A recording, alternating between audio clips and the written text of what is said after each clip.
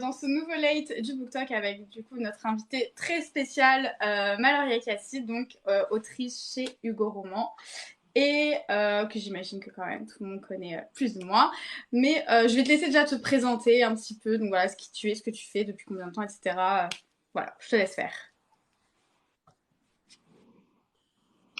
Donc, je suis Maloria Cassis, je suis chez Hugo New Roman aussi en auto-édition.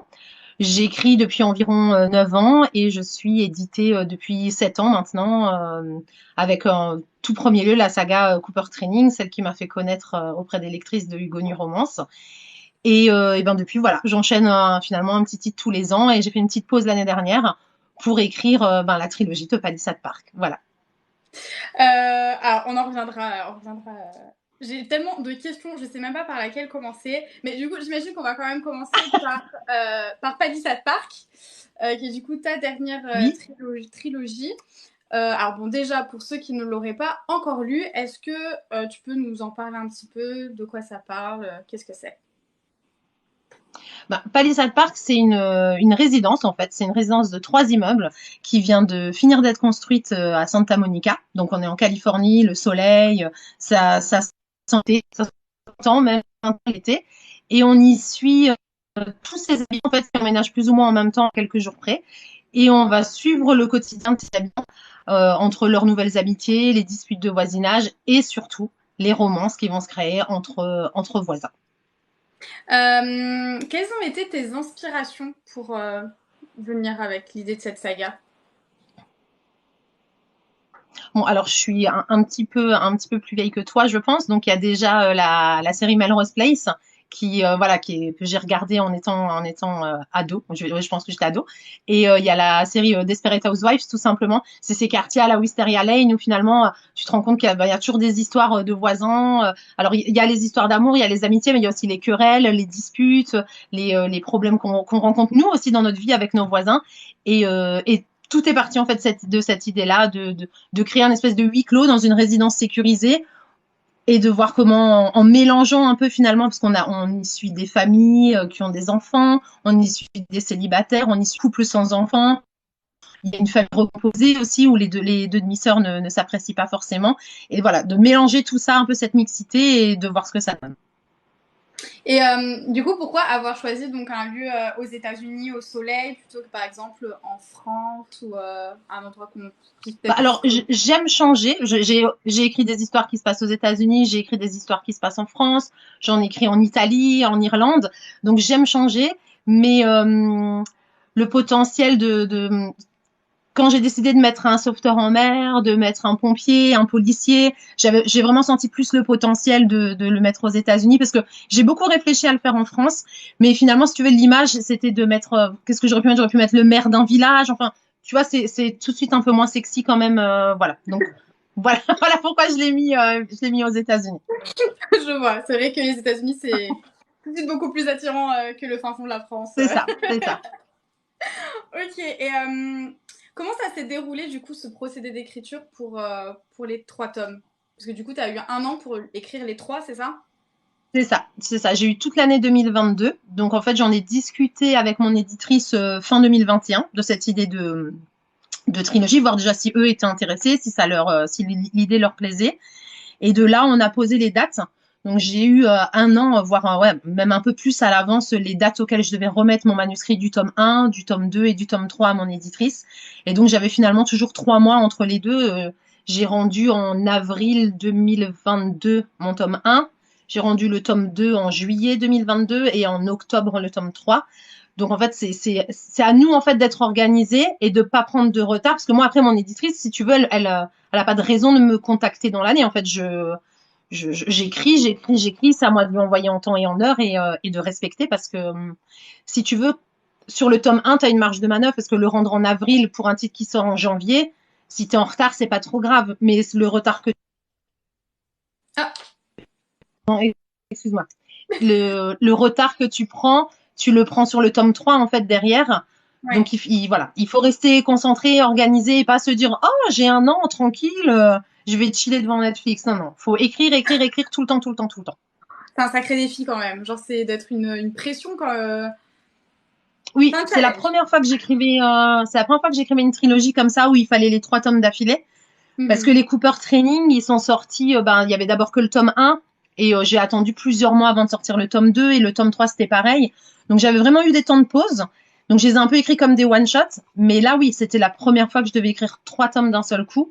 Et à un moment donné, je me suis dit, mais pourquoi? En plus, c'est moi qui ai proposé. Donc c'est vraiment pourquoi je me suis lancée dans ça. Pourquoi te faire du Mais mal? c'était top, c'était très bien. C'était long. C'est une année longue, en fait, sans discuter avec les gens. C'est-à-dire que quand j'ai fini le tome 1, j'avais envie qu'il sorte, j'avais envie d'avoir le retour des lectrices, j'avais envie qu'il soit lu, que vous rencontriez Mathieu et Lee. Et en fait, il fallait attendre encore 2 bouquins avant de pouvoir les donner. Donc ouais, c'était long. J'imagine. Et est-ce que tu penses, du coup tu es fière de ces 3 tomes ou tu te dis si j'avais eu peut-être plus de temps, t'aurais peut-être fait les choses Ah non, autrement j'ai largement eu le temps d'écrire chacun des tomes comme je le voulais. Non, non, bien sûr, je suis très fière de Palisade Park. Je suis vraiment contente d'être allée au bout de ce projet. Pour l'instant, les lectrices l'accueillent très bien, donc ça, c'est aussi une super nouvelle. Donc, non, non, il y a rien que je changerais ou que je ferais différemment. J'ai vraiment pris le temps. Faut savoir qu'au départ, Hugo m'avait proposé une sortie fin 2022. Et j'ai dit non et j'ai préféré qu'on décale justement pour avoir vraiment le temps de les écrire. Et c'est pour ça que finalement ils sont sortis que début 2023 et pas fin 2022 parce que je voulais pas avoir la pression pour écrire les tomes. C'était une bonne décision. Très, Et, très bonne, hein, très bonne, très bonne. et du coup, est-ce qu'il y a eu un tome qui a été plus facile à écrire qu'un autre? Genre, est-ce qu'il y a eu un tome plus facile et un vachement plus difficile à écrire? Hum, le tome le plus difficile à écrire, ça a été le tome 1 parce que il fallait que je me rentre dans l'ambiance. J'avais tous les personnages à travailler, donc j'ai déjà passé un mois juste sur le travail de ben déjà de me renseigner sur Santa Monica. Je veux dire, j'y suis jamais allée, donc c'est Google Maps, c'est voilà, tu fais plein de recherches sur Santa Monica, c'est des recherches sur comment fonctionnent les pompiers, les policiers, les sauveteurs sur la plage là-bas, comment ça fonctionne. Et puis c'est aussi créer chacun de mes personnages. J'avais beaucoup de personnages secondaires auxquels il fallait ben créer un caractère, une vie, une problématique dans l'histoire. Donc j'ai déjà passé un mois avant d'écrire et ensuite j'ai fait vraiment un vrai plan détaillé chapitre par chapitre pour le tome 1 pour insérer un peu tout ça dans l'univers de la résidence. Donc ça a été j'ai vraiment beaucoup travaillé sur le tome 1 et finalement je me suis vraiment laissée porter sur le tome 2. J'y suis allée je connaissais déjà un peu plus June et Derek puisque ben voilà, ils étaient déjà dans le tome 1 et je les ai laissés me guider. C'est vrai qu'il a été facile à écrire celui de June et Derek mais celui de Travis et Ava aussi. Je me suis gardé Travis et Ava pour la fin parce que j'ai su tout de suite dans ce premier mois de préparation que ce serait mon couple préféré. Et donc je me suis dit, en réfléchissant à l'ordre, garde-les pour la fin parce que là tu seras fatigué, tu auras déjà écrit 2 tomes sans avoir pu avoir le retour des lectrices. Donc je me dis, garde-toi ton petit couple préféré pour la fin, comme ça j'aurai encore cette espèce de motivation et de moteur pour écrire sur eux. Donc oui, le plus difficile, ça a été le tome 1, finalement. Bizarrement, ça a été le tome 1. Et c'est vrai que au final, on ne se rend pas compte, mais quand on doit écrire un livre comme ça, il y a quand même vachement du coup de recherche à faire en amont, surtout voilà pour les lieux où on n'est forcément jamais allé ou quoi, pour coller plus au réel. Et d'ailleurs, je me demandais, est-ce que tu aurais par exemple des conseils à donner à quelqu'un qui veut se lancer dans l'écriture d'un livre ou même d'une saga, parce que j'imagine que c'est un travail quand même supplémentaire qu'un one Ouais. shot. Voilà, si tu aurais des conseils.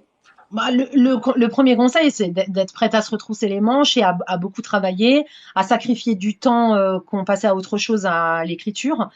Après, oui, les recherches, c'est important. On peut décider d'écrire un livre dans un endroit où on n'a jamais été. Parce qu'avec Internet, voilà, on peut tout trouver. Mais après, c'est sûr, c'est beaucoup d'heures de passer sur Internet. Moi, je vais sur les sites je fais un peu comme si je préparais mon voyage, en fait. Tu Ouais. vois, quand tu vas préparer un voyage, tu vas sur les sites d'office de tourisme, tu vas sur des blogs de gens qui y sont allés, qui te donnent des conseils, qui ont des recommandations restaurants. Ils mettent leurs photos perso. Donc souvent, les photos perso de ces gens qui ont un blog et qui te racontent leur voyage, elles sont beaucoup plus percutantes parce que tu es vraiment dans l'intimité d'un restaurant, d'un bar. Donc tu peux vraiment plus t'immerger. C'est juste du temps, beaucoup de recherche. J'ai par exemple écrit Sans faute qui se passe dans ma région en Alsace. Bah là voilà, c'était du temps de gagner parce que c'était du temps de recherche que j'avais pas à faire. Donc l'un dans l'autre, ouais, faut faire un petit peu des deux. Et beaucoup de travail, c'est écrire, écrire, écrire. Faut lire. Moi, faut lire beaucoup, lire. Lire, c'est pas. c'est pas le problème n'est pas de s'inspirer d'une histoire. On en revient tous après avec notre plume, mais il faut lire parce que on aime les mots, c'est l'amour des mots en fait. Et forcément, moi, quand je lis, plus j'ai envie d'écrire. C'est toujours comme ça. Ça donne Je, l'inspiration. je, je fais juste vraiment toujours en sorte que ma lecture en cours ne soit pas du tout dans la même ambiance de ce que j'écris. Donc Pourquoi? quand j'écris un truc à Palisade Park très drôle, très frais, parce que j'aurais peur que si tu veux les espèces de vannes par exemple que tu peux avoir dans une si je lis par exemple une romance en ce moment j'écris un nouveau titre, c'est ça se passe dans le monde enfin boss employé. Donc en ce moment, je ne peux pas lire ça parce que je vais avoir peur après que, ben, si tu veux, même inconsciemment, tu vas reprendre une vanne, tu vas reprendre une petite idée qui s'est glissée. Donc, je préfère toujours lire quelque chose qui n'a rien à voir. En lisant Palisade Park, en écrivant Palisade Park, pardon, je vais aller lire plus de la dark romance, des choses comme ça qui n'ont rien à voir. Comme ça, je suis sûre que je vais pas avoir dans mon subconscient quelque chose qui va revenir et qui va se mettre dans mon livre. Je comprends. Et du coup, est-ce que tu préfères écrire des sagas ou des one-shots? C'est différent. Je pense que ça dépend de la vibe du moment, en fait, ce que j'ai envie, de l'idée que j'ai, parce que des fois, tu as une idée, elle n'est pas développable en saga ou en. Ouais, tu sens que c'est un one-shot, c'est un one-shot. Je veux dire, sans faute ou au péril de nos cœurs, c'est des one-shots. Il n'y a pas lieu à faire une suite. Alors, éventuellement, sur d'autres. Tu peux toujours écrire sur des persos secondaires dans n'importe quel livre, hein, mais faut qu'il y ait un potentiel à faire une trilogie ou une duologie. Et dans ce cas-là, ben, ça dépend de ton idée si elle est développable au-delà d'un one-shot ou pas. Ok, Mais j'aime autant écrire les deux. Des fois, c'est aussi bien hein, d'écrire un livre, de l'envoyer, de le sortir, et c'est très bien. ok. Et ensuite, donc, pour venir un peu sur Palisade Park, que j'ai là, les beaux bébés, est-ce que tu aurais un personnage de qui tu te sentirais le plus proche, par exemple, que tu te serais inspiré de toi-même ou de ton entourage, et au contraire, un qui est l'opposé de ce que tu pourrais être? Alors, je pense que je suis proche d'un peu de toutes les trois héroïnes parce que, enfin, de toute façon, dans mes histoires, il y a toujours une petite part de moi dans mes héroïnes ou de la personne que moi j'aimerais être. Par exemple, June, moi j'aimerais avoir sa grande gueule et sa façon de renvoyer les gens dans leur quartier parce qu'elle a la grande gueule et qu'elle dit tout haut ce que tout le monde pense tout bas aussi des fois. Je sais que moi j'oserais jamais être comme ça dans la vie. Et voilà, donc je le suis à travers June. Je suis proche d'elle par rapport à son image de voir l'amour. Voilà, prenez la fidélité, la confiance, le respect. Voilà, c'est complètement comment moi j'adhère à l'amour. Et Abba, je suis proche d'elle tu sais, par son côté bohème, son côté j'aime la vie, je profite, toujours la positive attitude. Voilà, moi, j'ai toujours le sourire et je vois que des fois, on dit que tu sais, je suis dans le monde des bisounours, mais c'est un peu ça en fait. Voilà, je m'attarde pas sur le négatif, sur les choses qui ne vont pas. Je retiens le positif et j'avance et tu rebondis et voilà. Donc, je suis proche de chacune des trois. Et après, bon, Ava, c'est vrai que je suis pas trop horoscope comme elle l'est, mais c'est ce qui nous différencie aussi quand même. Et c'est laquelle Mais ta après, un préférée? personnage, ma préférée des trois, c'est quand même Ava. Ok. Dès le début, quand j'ai pensé au perso, il y a quelque chose chez elle qui m'a tout de suite attachée. Je pense que c'est cette espèce de fragilité et en même temps cette force de pouvoir quitter sa famille alors que tu connais rien parce que t'as vécu toujours au même endroit, soi-disant protégé par ta famille et que tu décides de t'en aller parce que tu veux ta liberté. Faut avoir une sacrée force d'oser le faire. Et en même temps, à côté de ça, elle est tellement fragile pourtant que, ouais, je suis admirative de sa force de caractère et de ce qu'elle ose faire, en tout cas, dans sa vie. Et J'ai si je devais dire un personnage que je n'aime pas, euh, je crois que là, il y a Victoria, tu sais, la vente du petit garçon qui est tout le temps en train de râler là et qui veut. Enfin, elle est mignonne avec son fils parce qu'elle sent bien que son fils n'a pas envie d'aller faire ce que son père voudrait qu'il fasse, mais je trouve qu'elle s'y prend pas forcément de la bonne façon. Je crois qu'à un moment donné, enfin, en tout cas, moi, à sa place, je veux dire, si mon enfant a envie de faire un truc et pas quelque chose d'autre et que son père l'y force, je lui dirais, ben, non, en fait, Ouais. il faut s'imposer. Et je pense qu'elle ne s'impose pas alors que elle est avocate et que, bah, c'est son boulot, finalement, de s'imposer. Donc, c'est peut-être de elle dont je me sentirais le moins proche, ouais. Ok. Et parmi les personnages masculins? Hum. Bon, bah,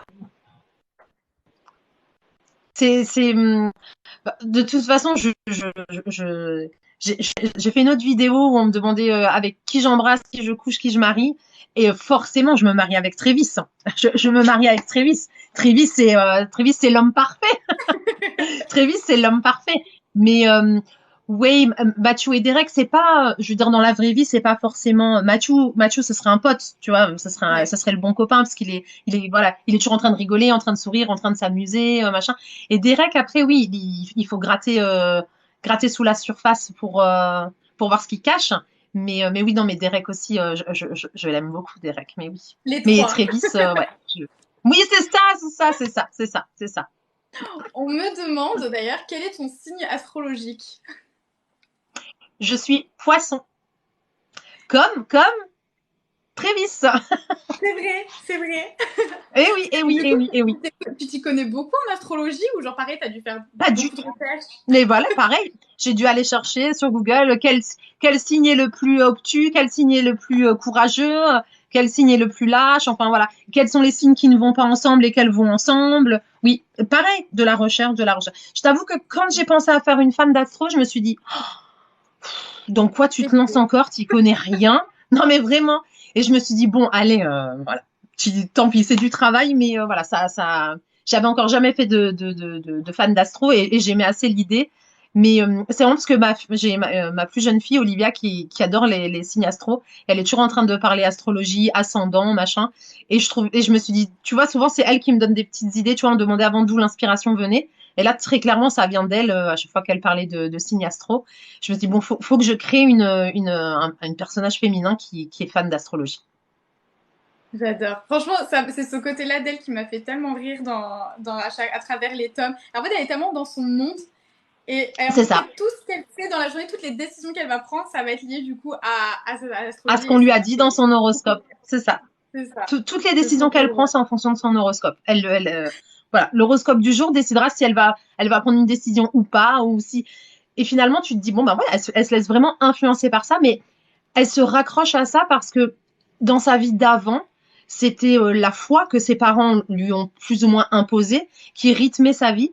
Et ben son point de repère quand elle est sortie de ça, eh ben, c'est rattaché à l'astrologie, si tu veux, ben, pour garder un espèce de centre et de savoir comment elle est libre, ok, mais qu'est-ce qu'elle doit faire, comment elle doit le faire. Et finalement, elle s'est rattachée à l'astrologie pour se laisser un peu guider et avoir quand même quelque chose auquel se rattacher. On me demande aussi pour quel âge conseillerais-tu Palisade Park? Je dis pas avant 16 ans. Parce que tu les as lus, les scènes spicy, c'est pas qu'il y en a toutes les 3 pages, mais quand elles sont là, voilà, moi je décris les scènes spicy, je les écris, et donc voilà, je pense que 16 ans, c'est l'âge minima pour lire Palisade. Il n'y a pas de D'accord. violence, il n'y a pas de viol, il n'y a pas d'agression, tout est drôle, tout est fun, tout est léger, mais c'est vrai que les scènes spicy sont écrites, donc voilà. Et est-ce que tu sais par hasard si potentiellement ils pourront sortir en poche l'année prochaine? Ah bah oui, l'année prochaine, ils doivent sortir en poche. Oui. Voilà, on me demandait. Mais J'ai d'ailleurs une les poches, c'est toujours 1 an, parce que je sais on Ouais, me l'a c'est ça. beaucoup demandé aussi. Les poches, c'est toujours minimum 1 an. Et là, pour le coup, on voit au péril de nos cœurs, c'est un peu plus d'1 an finalement, puisqu'il va sortir en poche que là, le 12 avril, je crois, et qu'il était sorti en octobre 2020. T1, pardon. Novembre 2021 ou octobre, voilà. Donc, c'est même Ouais, parfois un peu plus exactement. d'1 an avant la sortie poche. Mais en toute logique, oui, mais ça sortira pas avant début d'année prochaine, ça c'est sûr. Oui, ça c'est ça. D'ailleurs, en parlant de Au péril de nos cœurs, je viens de le recevoir. Du Ah, coup, cool. Tu j'avais sais que je l'ai pas très encore vu en hâte. poche, hein. Il est très beau. Il est Ah, très trop très bien. beau. J'ai hâte de le commencer. En plus, il est pas très très long, donc je pense que je vais en faire qu'une bouchée. Est-ce que du coup tu peux nous en parler un petit peu? Parce que moi je l'ai pris juste parce que j'ai vu que ça se passait dans les gorges du Verdon et Oui. je passe tous mes étés là-bas, donc je me suis dit il Ah, bah, faut que je tu le vois. lise. Eh ben, écoute, je suis allée une fois en vacances dans les gorges du Verdon avec mon mari et mes enfants. Et je suis tombée, mais amoureuse du décor, en fait. C'est juste époustouflant. T'en prends plein les yeux. Et à chaque fois que t'es face à une vue, enfin, ouais, et à chaque fois, t'es comme ça, t'as plus de mots, en fait, tellement c'est beau. Et je me suis dit, mais il faut absolument que j'écrive une histoire qui se passe dans les gorges du Verdon. C'est obligé. J'avais juste besoin parce que mes vacances dans les gorges, ça remonte un petit peu, mais j'avais juste besoin de trouver une idée qui a un intérêt qui se passe dans les gorges du Verdon. C'est-à-dire faut qu'il y avait une raison en fait pour que ça se passe là. Et quand j'ai eu cette idée voilà, les vacances et puis cette rando qui vire un peu au drame après, je me suis dit oui mais c'est génial ça. Dans les gorges du Verdon en plus, si tu vas tous les étés, il y a pas mal d'endroits où on capte rien, on n'a pas de téléphone enfin t'as ton téléphone mais tu captes rien. Et je me suis dit cette idée est parfaite pour être dans les gorges du Verdon en fait. Donc tu verras, on suit un groupe de 3 copines et 3 garçons qui partent en vacances. Ils viennent tous de Lyon.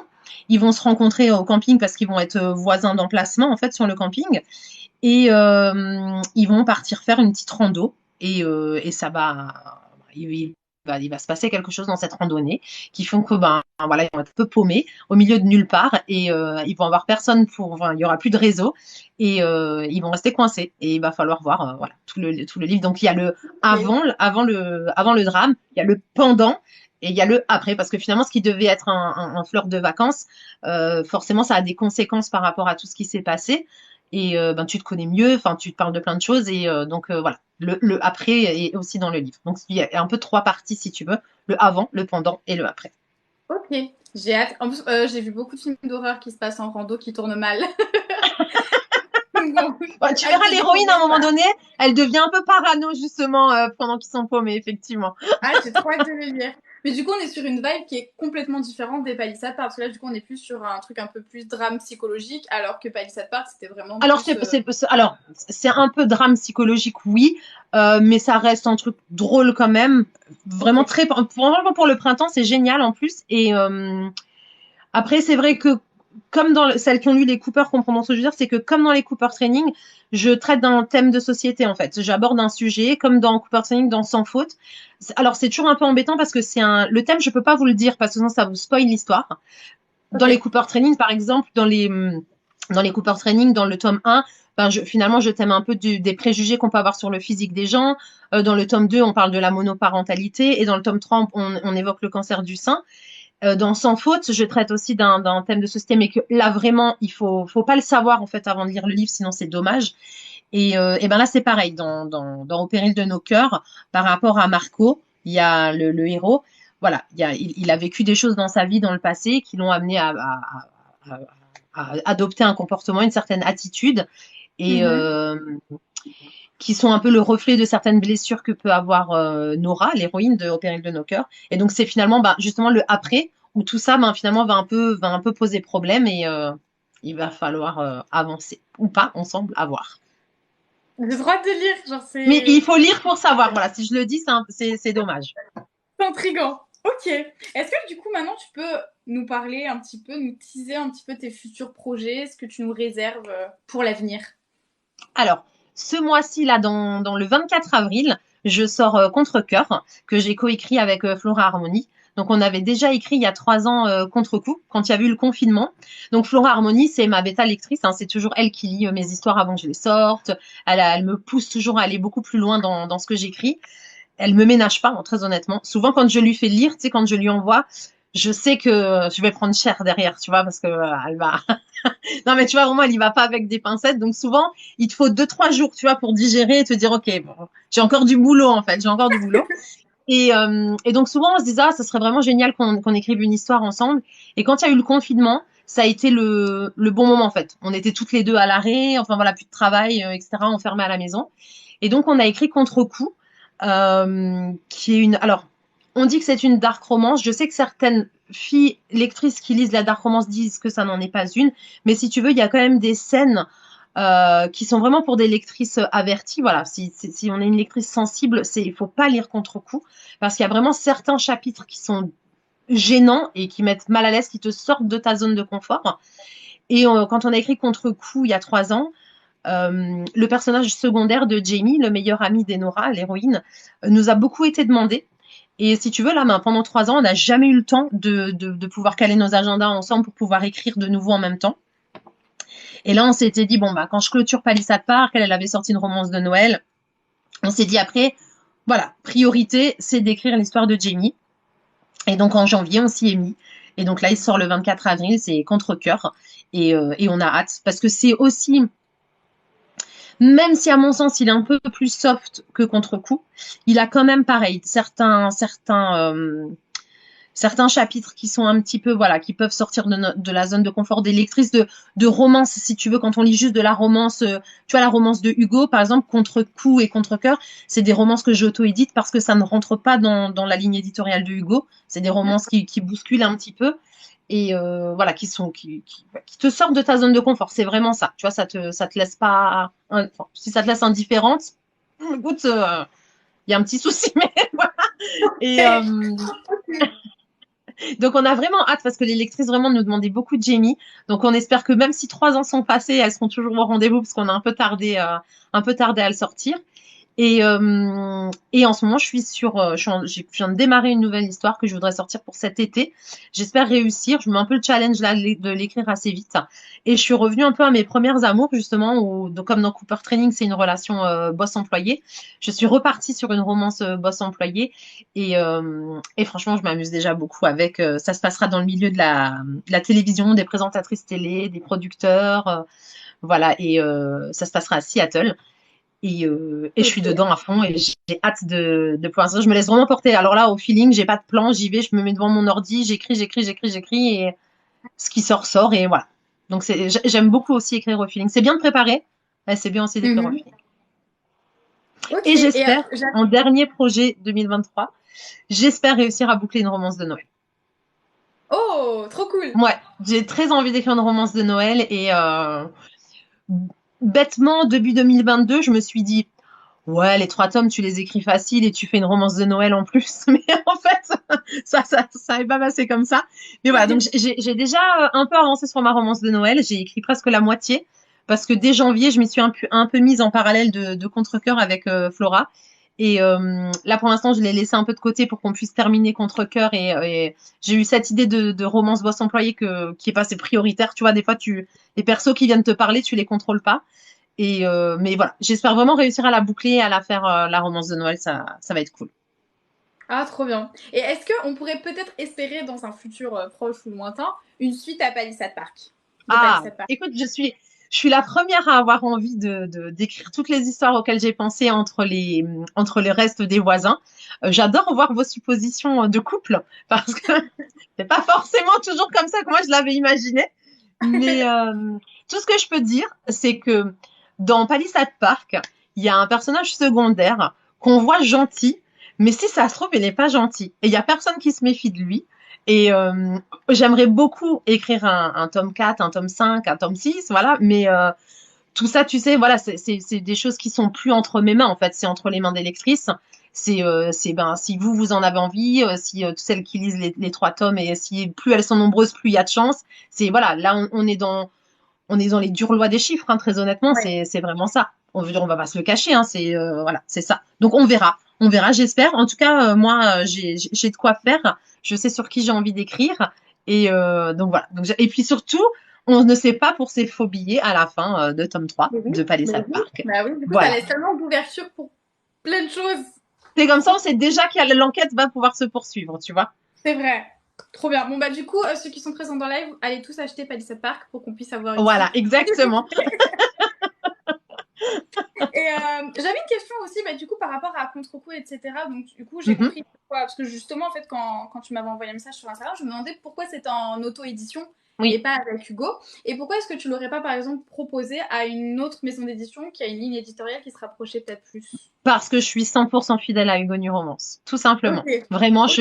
j'aime travailler avec Hugo, j'ai confiance en eux, j'aime le travail que je fais avec mon éditrice. Je suis pas certaine d'avoir envie de travailler avec une autre éditrice, en fait, D'accord. parce que comme ça se passe avec Marine, c'est très bien comme ça. Et donc, je préfère faire de l'auto-édition à côté. J'ai pas envie d'aller ailleurs. Je suis très bien chez Hugo et voilà. Donc, je préfère faire de l'auto-édition plutôt que d'aller ailleurs. Et puis tu sais, Ok. au moins je contrôle aussi mes dates. C'est-à-dire que j'arrive à faire en sorte que tout se colle. Tu sais, quand tu as 2 maisons d'édition, je me dis des fois, si tu en as une qui te sort en mai, l'autre qui te sort en juin, est-ce que c'est vraiment très intelligent? Là, je peux vraiment gérer à peu près mes dates pour que l'un n'empêche pas son autre. Là, je sors le 24 avril le Contre-cœur, mais c'est vrai que tu pourras me dire qu'il y a Au Péril qui sort en poche le 12. Mais Au Péril, il est déjà sorti, en fait. Tu Oui. vois, il est sorti en brochet. Donc, voilà, c'est pas plus grave que ça qui se colle un petit peu à 15 jours près ou à 10 jours près. Mais voilà, sinon je fais toujours en sorte de pas trop coller sur mes sorties. Et au moins je le Ok. maîtrise pour le coup en auto-édition. Et justement, tu préfères du coup travailler en auto-édition ou avec une maison d'édition? Franchement, j'aime autant les deux. Et maintenant, quand j'ai une idée d'un titre, généralement, j'arrive à savoir tout de suite si je veux le donner à mon éditrice pour avoir, tu vois, son professionnalisme dessus et son travail, parce que je sens que c'est une histoire qui peut avoir un beau potentiel, mais que j'ai besoin d'elle aussi pour ça, qu'elle m'aide à travailler sur le texte. Et il y a des textes où je sais que si tu veux, ça va être fluide, ma romance Boisson Play. Je sais que, tu vois, je l'ai, ça va être fluide, ça va passer, voilà. J'ai une idée depuis 2 3 ans quand même. J'ai une idée qui me trotte en tête, mais tu vois, je sentais que j'avais pas encore tous les trucs cochés, enfin au niveau de l'intrigue et des personnages. Et plus le temps passe et plus ça vient, mais je sais que ça va être un texte plus profond et que là-dessus j'aurais besoin de mon éditrice parce que ben voilà, elle peut me faire part de ses retours, de son, tu vois, ce qu'elle elle connaît. Et il y a des textes pour lesquels c'est plus important que pour d'autres. Et c'est comme ça un peu que je. Puis j'aime écrire autant des trucs drôles, légers, frais que des trucs plus sombres. Et dès que ça devient un peu plus sombre, pour l'instant, Hugo, voilà, il commence un petit peu à sortir du sombre quand même tout doucement. Ouais. Donc ça, c'est cool. Ça, c'est cool. Et voilà. Donc pour l'instant, c'est comme ça que j'arrive un petit peu à partager mes manuscrits entre Hugo et ceux que je veux auto-éditer. Ok, alors je regarde un petit peu les commentaires. Alors déjà, très content, on m'a dit, bonne idée la romance de Noël, les gens sont à Super. fond. On me demande, quel est ton livre préféré que tu aies écrit? C'est sans faute. C'est sans faute parce Ok. que déjà ça se passe dans ma région, en Alsace. J'étais très contente d'écrire une histoire qui se passe en Alsace. Parce que le héros est handballeur et que j'adore le handball. Mon fils en fait, j'ai mes beaux-frères qui en ont fait, ma belle-sœur qui est coach. Enfin voilà, j'adore, je suis déjà allée voir des matchs de l'équipe de France et honnêtement, je sais que le hand, c'est pas forcément le sport le plus, enfin, et ça devient quand même de plus en plus populaire parce qu'on a quand même été plein de fois champion du monde. Mais honnêtement, aller voir un match de hand, bon, moi j'ai déjà vu l'équipe de France jouer. Je peux vous dire qu'en tant qu'autrice de romance, il y a 1000 idées qui fusent tout de suite, voilà. Et, D'accord. et puis j'aime Charlène parce que Charlène, c'est nous. Charlène, c'est une nana qui vit un peu enfermée dans la grande demeure de sa famille, qui fait maison d'hôte en fait. Et elle a une petite dépendance, si tu veux, un petit endroit dans la maison pour elle toute seule. Elle a une immense bibliothèque. Elle ne fait que lire à longueur de journée. Elle s'est un peu fermée au monde extérieur parce qu'elle a beaucoup souffert. Elle a été très malheureuse par des choses qu'elle a vécues par son passé. Et elle laisse plus trop personne entrer dans sa bulle. Et quand Alec va arriver dans cette maison d'hôte parce qu'il doit rejoindre l'équipe de hand locale pour se remettre d'une blessure, ça c'est ce qu'il raconte, on découvrira par la suite que c'était peut-être pas totalement vrai, et ben lui en fait il est complètement perdu et il n'arrive pas à comprendre, il est complètement estomaqué qu'une nana puisse avoir autant de livres, et il lui dit mais vraiment tu as lu tous ces bouquins, il a du mal à le croire, et alors elle lui dit, tu vois il y a vraiment une scène très drôle qui pourrait nous arriver à toutes, c'est elle lui dit non, je les ai pas encore tous lus, j'ai ma palle en fait, j'ai une palle. Donc lui déjà il comprend pas ce qu'elle veut lui dire par palle.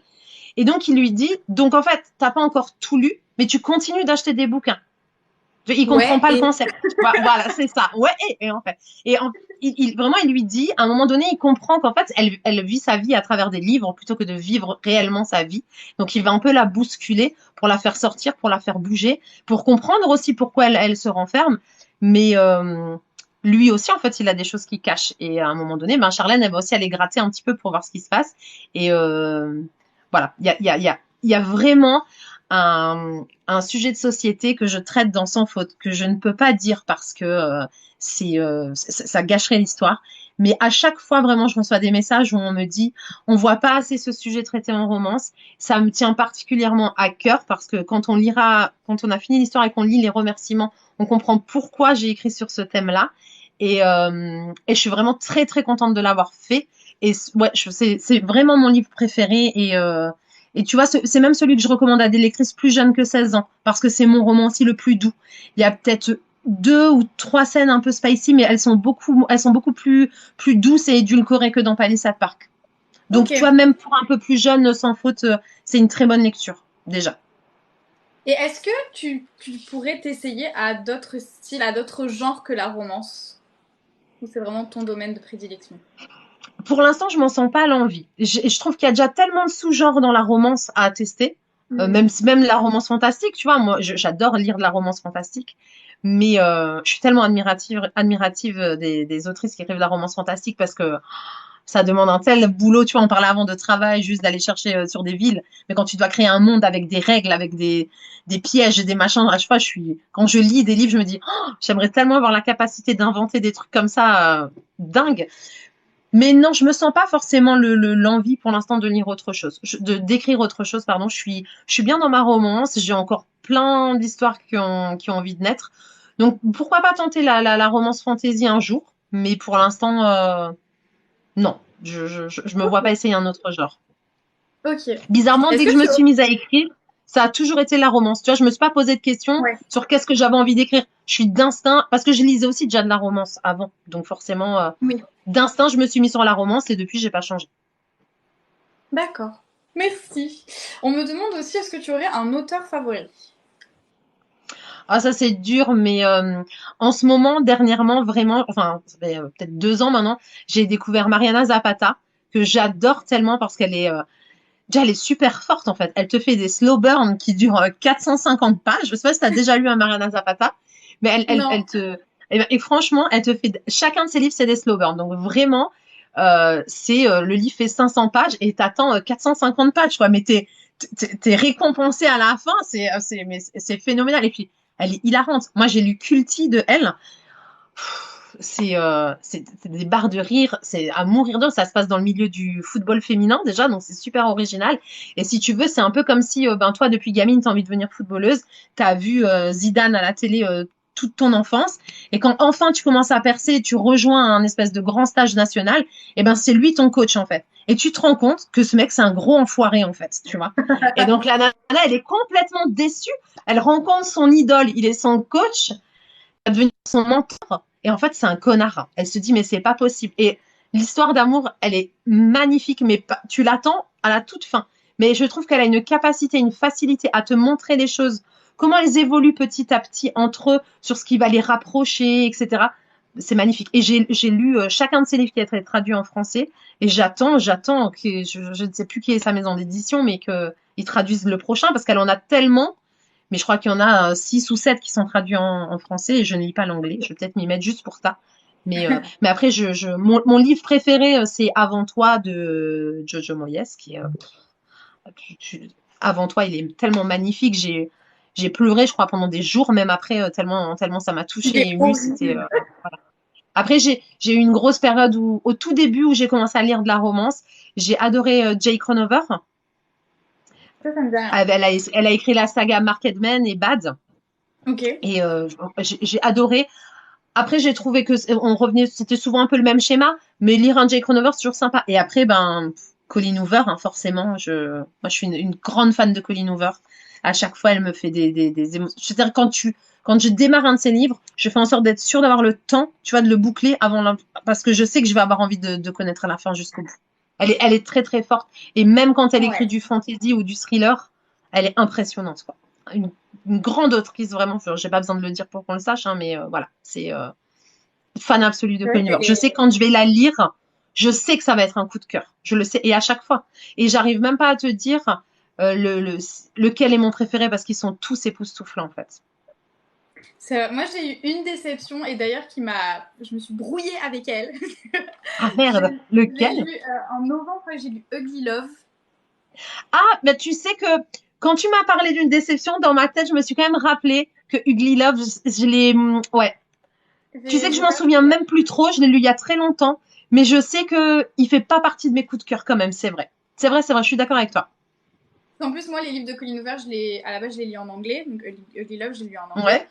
Et bah, forcément, en fait, du coup, vu que c'est pas ma langue, ça me demande un effort, enfin, supplémentaire quand Oui, je ça lis. demande un supplémentaire. Et Ah ouais. j'étais là, genre, Mais mais je sais pouvez y que je réfléchir. l'ai moins. Je sais que dans mes souvenirs, je l'ai un peu moins aimé aussi. Ouais, Mais ça. Et après, là, tu je me vois, suis entre dit, Maybe Someday, entre November 9, Cœur et âme, j'ai adoré. Et puis dernièrement, j'ai lu Verity. Mais non, mais incroyable. Verity. Je pense qu'il est dans mon top 3. Vraiment, j'ai envoyé un message de en disant qui a lu Verity. J'avais besoin d'en parler à quelqu'un de ces dernières pages, en fait. C'est jusqu'à la dernière page. C'est un truc de dingue. Il était Elle dingue, est, il elle est était trop complètement forte. dingue. Elle est trop bien. Et là, je suis en train de lire, j'ai commencé avant-hier ou il y a quelques jours. Il est où? Je l'ai là. Celui-là, Reminders of Him. Je me Mais suis dit, bon, allez. ça, c'est la réédition de cette année, c'est ça? C'était quoi le titre de Euh, base en français? Non, je je sais sais pas pas. s'il est, il Je est sais, sorti en français. Je crois pas qu'il je soit sais sorti pas. en français. Ah, donc, Mais ok, on me l'a donc là, offert, tu lis en on me l'a anglais, en offert à fait. Noël. Ok, Ouais, je l'ai lu en anglais. Parce que ok. là-bas, je trouve que Oui, les donc c'est couvertures normal étaient. qu'ils me disent rien, alors. Ok. Mais, et je me suis dit, bon, allez, je vais essayer de me réconcilier avec elle parce que j'ai quand même toute une étagère avec que des livres d'elle. Je me suis dit, Ah, bon, ce je serait. vais pas Non, couper. mais oui, non, non, mais réconcilie-toi avec elle facilement, vraiment. Et là, je crois que je suis quoi, à la moitié, au bout la fin du premier chapitre, j'étais là. Ouais, non, elle est trop forte en vrai. C'est incroyable, c'est Mais tu incroyable. Genre, sais que c'est vrai qu'avant, dans les autrices que j'adore, j'ai même pas cité, mais il y a Penelope Ward et sa co-autrice avec qui elle écrit, j'ai oublié son nom maintenant, mais ah comment elle s'appelle? Penelope Ward, elle écrit avec qui de nouveau? Ah je sais plus, j'ai oublié son nom. Mais elles, qu'elles écrivent ensemble ou séparément, à chaque fois, elles arrivent à me faire mourir de rire dès le premier chapitre. Elles sont super fortes. Et quand j'ai commencé à écrire, et dans les Cooper Training, j'avais vraiment envie d'être drôle. Dans Julian, j'avais vraiment envie de faire rire les lectrices dans leurs échanges. Et je me suis dit, si j'arrive au moins à faire rire la moitié que ce que me fait lire Penelope Ward dans ses livres, j'ai réussi, tu vois. Vraiment, parce que pour moi, c'est une référence dans l'humour. Mais j'ai oublié le nom de sa co-autrice maintenant, je ne sais plus qui c'est. Mais elles ont écrit plusieurs livres qui ont été édités chez Hugo ensemble. Et j'adore, j'adore. Elle me fait rire et elle a toujours des héroïnes super fortes qui rabattent le caquet au mec et c'est génial, c'est extra, extra. j'adore. Et dès C'est le les premier meilleurs. chapitre, elle a cette force pour, tu sais, pour les mettre dans une situation, pour faire démarrer son histoire tout de suite en fait. C'est tout de suite percutant dès le premier chapitre et ça j'adore. Ah, je viens d'avoir un commentaire de, par rapport à Palissade Park. On me dit, c'est Aaron le Oui. geek ermite qui fait les faux billets. Gentil, Ah, pas si gentil, je ne trouve pas. À voilà, voir. à voir, à voir dans un éventuel tome 4. Écoute, hein, voilà. J'adore. Oh, trop mignon. Il y en a qui on fait plein de compliments. Mallory Gassi, meilleure autrice du monde. J'ai commandé tes livres. Ah, carrément. Ouais. Qu'est-ce que j'ai? J'ai déjà une palle de 15 livres, mais tu vas me faire dépenser tout mon argent. J'adore. Ah, Euh, pas venir à on... des si on veut pas dépenser d'argent en fait. C'est ça. On me demande quelle est ta trope préférée. Oh, voilà. Ma trope préférée, bah déjà boss employé, moi j'adore. Souvent j'adhère. Alors j'avoue quand même que je suis devenue un peu difficile sur la trope boss employé. J'adore les enemies to lovers. J'aime les ex to lovers. En fait, je suis une lectrice super. Je suis bonne cliente moi. Tu vois, j'achète, c'est pas un souci. Mais ouais, boss employé, enemies to lovers. Moi, j'aime vraiment quand et même quand tu sais le mec est super grognon justement un peu à la Travis, même plus fort que ça. Hein, tu vois vraiment le. Il y a LJ Chen qui est super forte pour ça. C'est quoi le livre que j'ai lu dernièrement d'elle où franchement, dès le début du livre, mais le mec est un tel enfoiré et je me suis dit mais comment elle va faire pour que je l'apprécie au final? Je sais plus c'était quel livre. C'est un one Dans les shot, elle en derniers écrit qui pas sont forcément sortis. beaucoup. Dans les Ah, derniers qui sont sortis, ouais, de LJ Chen, elle est super forte. Le mec, qu'est-ce qu'il fait dans la vie? Elle se fait passer pour sa petite amie. Enfin, c'est son ex. Il l'a lâché, il l'a trompé au début du livre. Voilà, mhm, il l'a trompé, mhm. donc elle l'a quitté. Mais elle était folle amoureuse de lui. Et là, il revient la voir. Je crois c'est genre 6 mois plus tard pour parce que son père est mourant et qui veut qu'elle continue à faire croire qu'ils sont ensemble juste le temps que son père s'en aille parce que ben voilà, son père l'appréciait beaucoup sa petite amie et donc, ouais, elle accepte pour je ne sais plus quelle raison comment il arrive à la convaincre. Mais c'est un tel enfoiré. Je me dis, mais comment elle va nous le fermer? Mais elle est Jichen, elle est super forte. Mais je suis désolée, j'ai oublié tous les titres, tous les noms aujourd'hui. Mais si ça me revient, je le dirai. Mais j'ai oublié le titre, je sais plus. Si ça te revient, tu nous diras. Oui, Je reviens un petit peu avec mes questions, avec un autre sujet du coup. Tu fais partie du jury pour le concours oui. Fixa. Euh, Est-ce que ça te rajoute, alors, plusieurs questions par rapport à ça. Est-ce que déjà ça te rajoute pas du coup une charge de travail du coup un peu supplémentaire parce que du coup t'écris tes livres aussi en même temps. Comment ça s'est passé? C'est eux qui t'ont proposé ou c'est toi qui t'es dit j'ai envie Ouais. de Oui, oui, oui, participer? oui. Alors, avant le lancement du concours, mon éditrice m'a proposé d'être marraine en m'expliquant l'engagement que je prenais finalement. d'aller lire, hein, tout simplement sur le concours, d'aller faire des retours aux autrices. Alors, je me sens pas forcément légitime, si tu veux, de faire des retours ou des critiques auprès des autrices de la plateforme Fixia. Par contre, j'avais très envie de participer. Déjà, c'était pas la première fois que j'étais marraine d'un concours, mais d'un aussi grand concours avec un si beau prix, oui, avec autant de monde en plus dans le jury. Et j'ai tout de suite dit oui, parce que je le dis toujours, moi je suis un produit Fixia. C'est-à-dire que j'ai démarré Fixia parce que je suis allée lire des livres là sur cette plateforme, parce que je lisais des Hugo New Romance, donc je lisais en numérique. Et souvent, à la fin des numériques, tu as une petite pub pour Fixia. Et à la fin, je me dis, mais c'est quoi ce truc? Je vais finir par aller voir. J'ai commencé à lire et je me suis prise au jeu. Voilà, j'ai vu que, si tu veux, plus bas dans le classement, souvent, il y avait des nanas qui s'amusaient à écrire. Je me suis dit, ah, tiens, je pourrais peut-être m'amuser moi aussi à écrire tu vois, vraiment un défi perso de me dire, est-ce que je serais capable d'écrire un livre? Et c'est comme ça que je me suis lancée sur Fixia. Et je sais ce que c'est d'attendre un retour, d'espérer que quelqu'un vienne te lire. Je sais à quel point ça fait du bien aussi quand tu sens qu'on te lit, tout simplement, que tu sens qu'il y a les likes qui tombent parce qu'on t'a suivi, que tu vois que c'est les mêmes personnes qui viennent, même au bout du 15e ou du 20e chapitre. Elles reviennent te lire, ça fait vraiment plaisir. Donc j'ai forcément tout de suite dit oui. Et après, la charge de travail, c'est pas une charge de travail, tu vois, ça reste un plaisir quand même de lire et d'aider, vraiment honnêtement. Et je me suis vraiment dit, en fait, c'est à moi d'être intelligente et il faut vraiment tu vois, que je dissolue ça sur la durée du concours. Le concours, je sais pas, il a duré 2 mois ou 3 mois, je sais plus exactement. 3 mois, Et ouais. dès le début, j'ai démarré mes lectures, en fait. Je suis tout de suite allée, dès la première semaine, j'ai commencé à lire. Alors, j'ai pas forcément laissé un commentaire à toutes celles que j'ai lues, parce qu'il y a des choses que j'ai lues, que j'ai pas aimées. Et si tu veux aller mettre un commentaire pour dire à quelqu'un, je t'ai lu, mais j'ai pas aimé ce que tu as écrit, ça ne sert à rien. Enfin, voilà. Ouais. Mais celles que j'ai lues ou j'ai appréciées, j'ai laissé un commentaire et j'en ai discuté avec elles. Et je l'ai vraiment fait sur la durée du concours, semaine par semaine, petit à petit. J'allais lire 1 ou 2 histoires au moins dans la semaine, et pour être sûre de remplir mon rôle. Et j'ai lu de très belles histoires. Et pour l'instant, les coups de pouce qui ont été donnés ne sont pas des histoires que j'avais lues.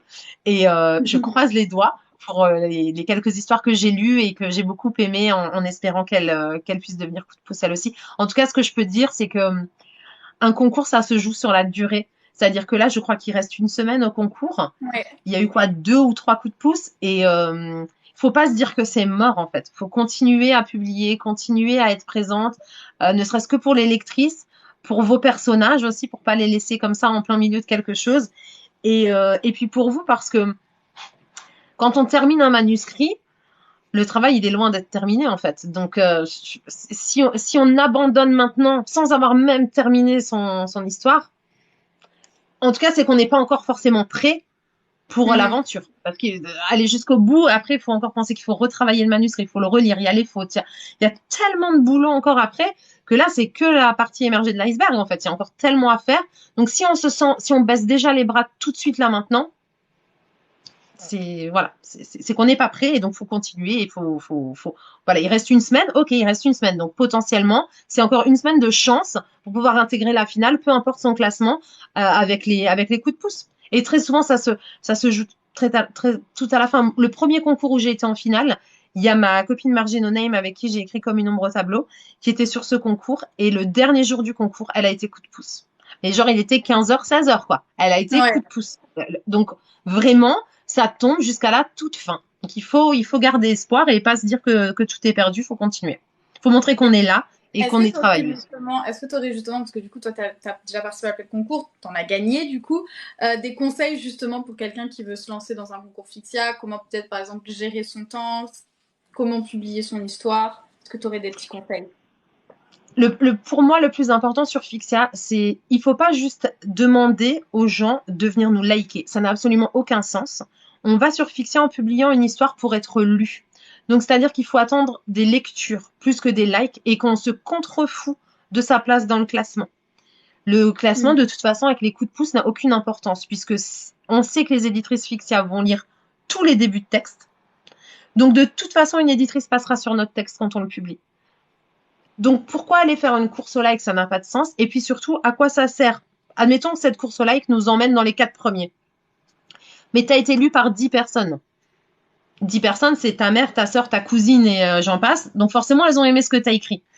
Ah oui, mais bon, en fait, tu sais rien du potentiel de ton histoire. Il faut être lu. Et pour être lu sur Fixia, il faut aller lire.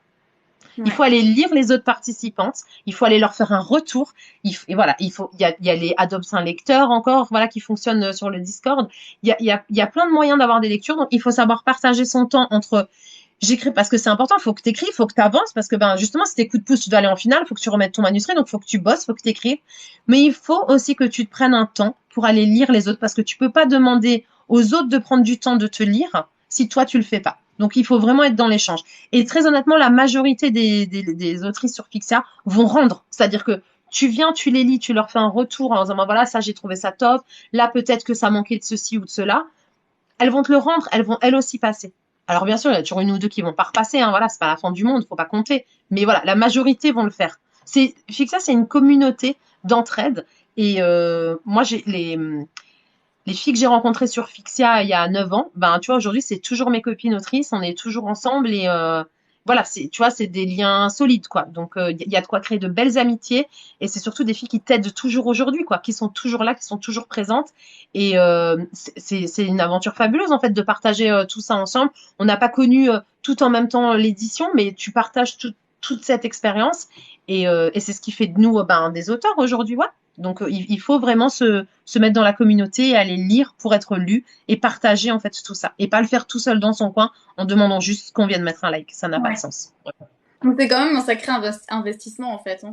Faut vraiment que ça Quand prend tu du fais temps. un concours, c'est énormément de travail. Énormément de travail. C'est-à-dire que tu décides, en tout cas, si ton but en faisant ce concours, c'est d'essayer d'être en finale, c'est sûr que pendant 2, 3 mois que dure le concours, tu décides forcément de changer quelque chose dans ton quotidien. Ouais. C'est-à-dire, soit je lis moins, je fais moins de sorties, je vais moins au ciné, voilà, à un moment donné, tu décides d'enlever quelque chose de ton planning pour le remplacer par de l'écriture et de la lecture. Ça, c'est sûr. Sinon, t'as rien. Mais sans travail, on n'a jamais rien, peu importe le domaine de toute façon. Donc oui, écrire, c'est une passion, mais écrire, c'est du travail aussi. C'est sûr, c'est sûr.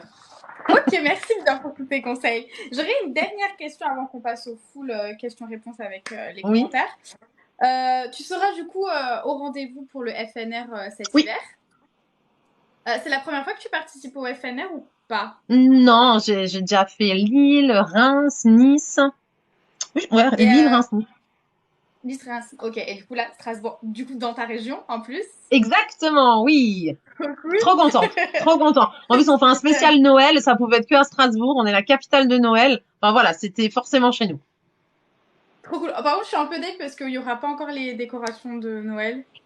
Non, il y aura pas encore le sapin parce qu'il est toujours mi-fin novembre, il y aura pas encore la décoration. Mais honnêtement, je pense que si le festival avait été en même temps que le marché de Noël, je sais pas où vous auriez logé en fait, parce que tout est Ouais. déjà tellement réservé enfin genre d'un an à l'autre, tu vois, les gens ont déjà réservé. Ça vous aurait coûté les yeux de la tête parce qu'on était en période de Noël. Donc l'un dans l'autre, c'est pas plus mal. Franchement, c'est pas plus mal. C'est vrai. C'est vrai. Est-ce que du coup, t'appréhendes un petit peu, parce que je sais que tu fais déjà plein de meetings, de dédicaces, de salons, etc. Mais est-ce que le FNR, ça apporte quand même quelque chose de Ah, le différent enfin, FNR, c'est comparable à aucune autre dédicace. Le FNR, c'est un truc, alors, je suis toujours un peu stressée avant les dédicaces, hein, de toute façon, parce que ben, c'est vraiment le visu, le face-à-face, voilà. Et c'est aussi souvent des moments d'émotion, parce que certaines personnes te racontent pourquoi ton livre les a touchés particulièrement, ils te racontent des petits pans de leur vie, hein, et c'est des choses des fois assez intimes. Donc, ouais, c'est toujours des moments... c'est toujours des moments particuliers, les dédicaces en face à face. Et le festival New Romance, même si c'est vrai qu'on pourrait se dire qu'il y a un côté pas industriel, mais parce que vous êtes nombreuses, donc c'est vrai qu'on va vite et qu'on passe de l'une à l'autre et tout. Mais en fait, c'est tellement intense, c'est tellement chargé d'émotions, que ce soit de notre côté ou de votre côté des lectrices. Et nous, on est tellement heureuses d'être là à notre festival organisé par notre maison d'édition. On est là, la French Team entre copines, on se retrouve. C'est aussi le moment où on se retrouve toutes. Et en même temps, vous aussi, vous êtes tellement excités d'être là, tu vois, qu'on est tous un peu des piles électriques et on se transmet nos trucs. Et finalement, moi, je réalise souvent par après. Tu vois, quand je rentre et je me dis, ouais, c'était quand même un week-end de folie. Tu vois, mon mari était venu quand j'étais au Festival New Romance à Reims. Et à un moment donné, il me dit, accélère parce que les gens, ça fait 1 heure qu'ils attendent. Et là, je me suis dit, il y a des gens qui attendent 1 heure pour me parler, en fait. Et là, je me suis dit, c'est waouh, incroyable. c'est incroyable, incroyable. Tu vois, je me dis, mais En fait, je me suis mis à leur place, je me suis dit, pour qui je serais prête à attendre 1 heure, tu vois? En fait, c'était juste ça, je me dis, pour qui je serais prête à attendre 1 heure, moi, juste pour avoir une signature, tu vois? C'est un week-end de folie. Et c'est toujours, il y a le moment, tu sais, où on ouvre le festival du roman, c'est il y a l'ambianceur qui annonce nos noms, et puis on marche là toute seule comme ça pour aller rejoindre notre place. Je déteste ce moment, mais tellement, d'une force, mais genre j'aimerais juste qu'on me laisse marcher de côté et qu'on me dise c'est bon, On peut Malo, tu peux capter aller, ça. tu peux aller discrètement à ta place. J'ai horreur de ça. Je me dis tu vas chuter, je vais tomber. Enfin, tu vois, c'est horrible, tu sais. Tu vois, voilà. Et puis même, tu sais, je suis pas forcément à l'aise, donc je sais pas est-ce que je marche et je regarde les gens, est-ce que je fais salut comme une miss. Enfin, tu vois, je suis toujours emmerdée. Voilà, et pas du tout naturel, donc c'est horrible. Et il y a la fameuse soirée aussi du samedi soir où on passe de table en table.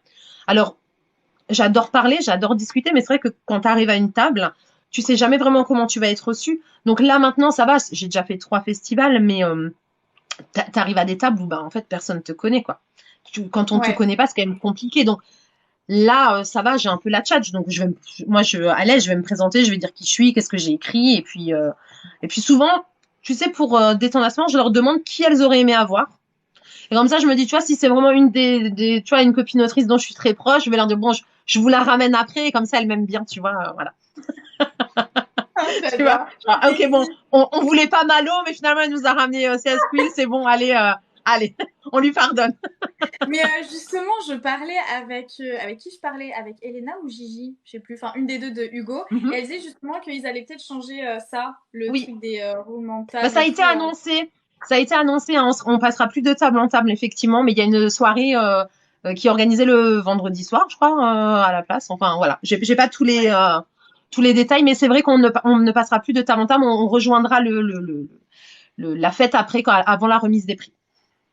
J'ai trop hâte en vrai. J'ai trop, trop, trop, trop hâte. Ça va Ah, être mais trop bien. en plus, c'est les 10 ans de la Nuit Romance, donc ça va être un festival de dingue. Sachant Ça que va être c'est déjà incroyable. sachant que c'est toujours des événements de folie. Donc là, je me demande vraiment, parce qu'on sait rien. Enfin, en tout cas, moi, je ne sais rien. Donc voilà, j'ai hâte aussi Bon, de on m'a voir ce que ça lâché va être deux, les trois 10 ans. infos que j'ai pas le droit de dire, mais franchement, ça va Ah oui, envoyer donc t'en du sais lourd. peut-être même plus que moi, tu vois. Alors, franchement, je me dis, ouais. Après, je m'en doutais. Je me suis dit, quand même, pour les 10 ans, ils vont taper fort.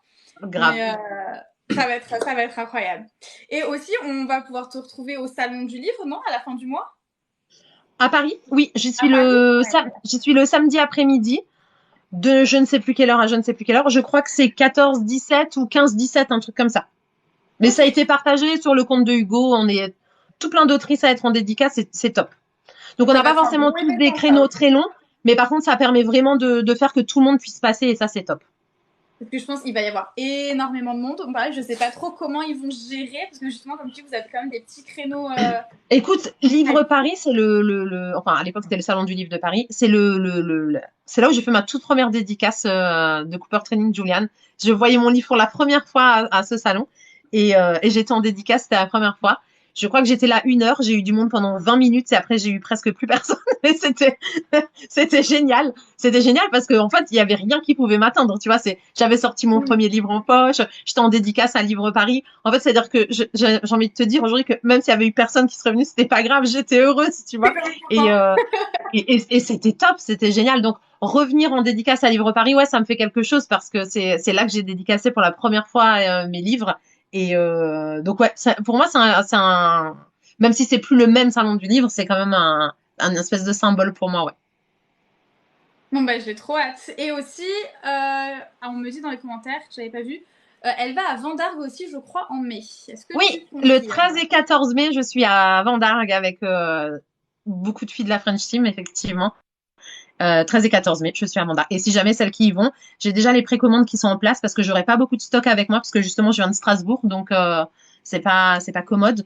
Donc vraiment, si vous voulez absolument être sûr d'avoir un exemplaire, il vaut mieux précommander sur mon site directement. Voilà. Ah, parce que du coup, c'est ton stock personnel qui Oui, sera. C'est oui, pas parce que Hugo c'est pas qui. organisé par Hugo. C'est pas organisé par Hugo, D'accord. tu vois, c'est un salon auquel on s'inscrit nous-mêmes en tant qu'autrice. Donc c'est à moi de gérer mon stock et d'ailleurs c'est un aspect que j'aime pas forcément. Tu vois cet aspect relation argent, si tu vois, avec la lectrice. Alors même si bien sûr vous achetez mes livres, donc vous dépensez l'argent, mais si tu l'achètes en librairie, t'as pas de relation argent avec moi. Et c'est vrai qu'à Vendargue, c'était la première fois que je faisais ça l'année dernière. Et j'ai pas apprécié ce côté-là, tu vois, où quand tu prenais le livre, je te demandais des sous, tu m'en donnais. Ouais, mais bon, faut que je vende mes livres hein, quand je suis là-bas. Donc je le refais cette année, mais voilà. Donc précommander, ça m'évitera d'avoir à vous demander de l'argent quand vous venez. Attends. Voilà. Mais c'est vrai, tu vois, c'est un aspect que j'avais pas pris en compte. Et c'est vrai que quand j'ai dû dire, bon, moi, ça te fera 15 euros. Ah, alors 15 plus 15, ça fait 30. Déjà, voilà, j'aime pas les relations d'argent. Et ouais, c'est vraiment quelque chose qui m'a pas plu. Et c'est peut-être pour ça que j'ai pas fait d'autres salons indépendants toute seule. Mais voilà. Et Vendar, on y va entre copines. Donc voilà, on y retourne. Pour le Et puis délire. c'était génial. Franchement, il y a une orga par les filles qui est géniale. Et c'était super bien organisé. On a été très bien reçus. Puis moi, tu sais, dès que je peux venir dans le sud, de toute façon, je fonce. Dès qu'on me dit T'as bien soleil, raison. sud, ok, j'arrive, c'est bon coup, quand, comment, à quelle heure. Je comprends tout à fait. C'est ça. Mais du coup, je me dis, enfin, tu fais quand même pas mal de festivals, de dédicaces et tout. C'est doit être super fatigant, non? Enfin, moi, j'aurais mal au poignet au bout d'un moment. Alors souvent, c'est plus à l'index, tu vois, là où je tiens mon livre, mon stylo, où je sens que j'ai une petite brûlure, tu vois. Mais je suis plus fatiguée par le transport que vraiment par la dédicace en elle-même. Tu vois, vraiment, la dédicace, moi, je trouve que ça se passe souvent très bien. Ouais, moi, c'est plus le transport, si tu veux, qui me casse un peu les pieds. Après, je suis à un bout de la France, donc forcément, je peux pas toujours faire l'aller-retour dans la journée. Donc, en plus, il faut que je dorme une nuit. Donc, je m'absente de chez moi un week-end. C'est toujours une organisation. Hein. J'ai 3 enfants, donc voilà, faut organiser tout ça. Moi, j'adore. Franchement, je crois que je pourrais faire ça tous les week-ends d'aller en dédicace. J'adore. J'adore parce que voilà, je discute avec les gens en dehors du festival quand c'est des dédicaces comme ça, t'as plus le temps pour discuter, pour papoter et euh, et c'est aussi pour ça qu'on fait les dédicaces en fait, pour échanger avec les lectrices. Donc ouais, j'adore faire ça. Je pourrais toujours le faire régulièrement et c'est vraiment que le transport qui est fatigant. Ouais. Après, tu peux dormir. Après, tu peux dormir, c'est vrai.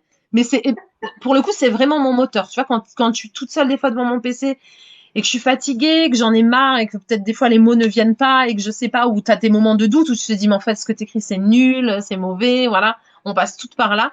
C'est vraiment dans ces moments-là, c'est à ça que je pense, aux dédicaces, aux gens que j'ai rencontrés, à ce que les lectrices m'ont dit, ce qu'elles m'ont confié. Voilà, je pense à ça et tu vois, ça me dit bah, allez, on Ça continue et reboot. on Ouais. s'accroche et on fait. Ouais. Et je me demandais, du coup, parce que du coup, tu as dit que tu avais 3 enfants.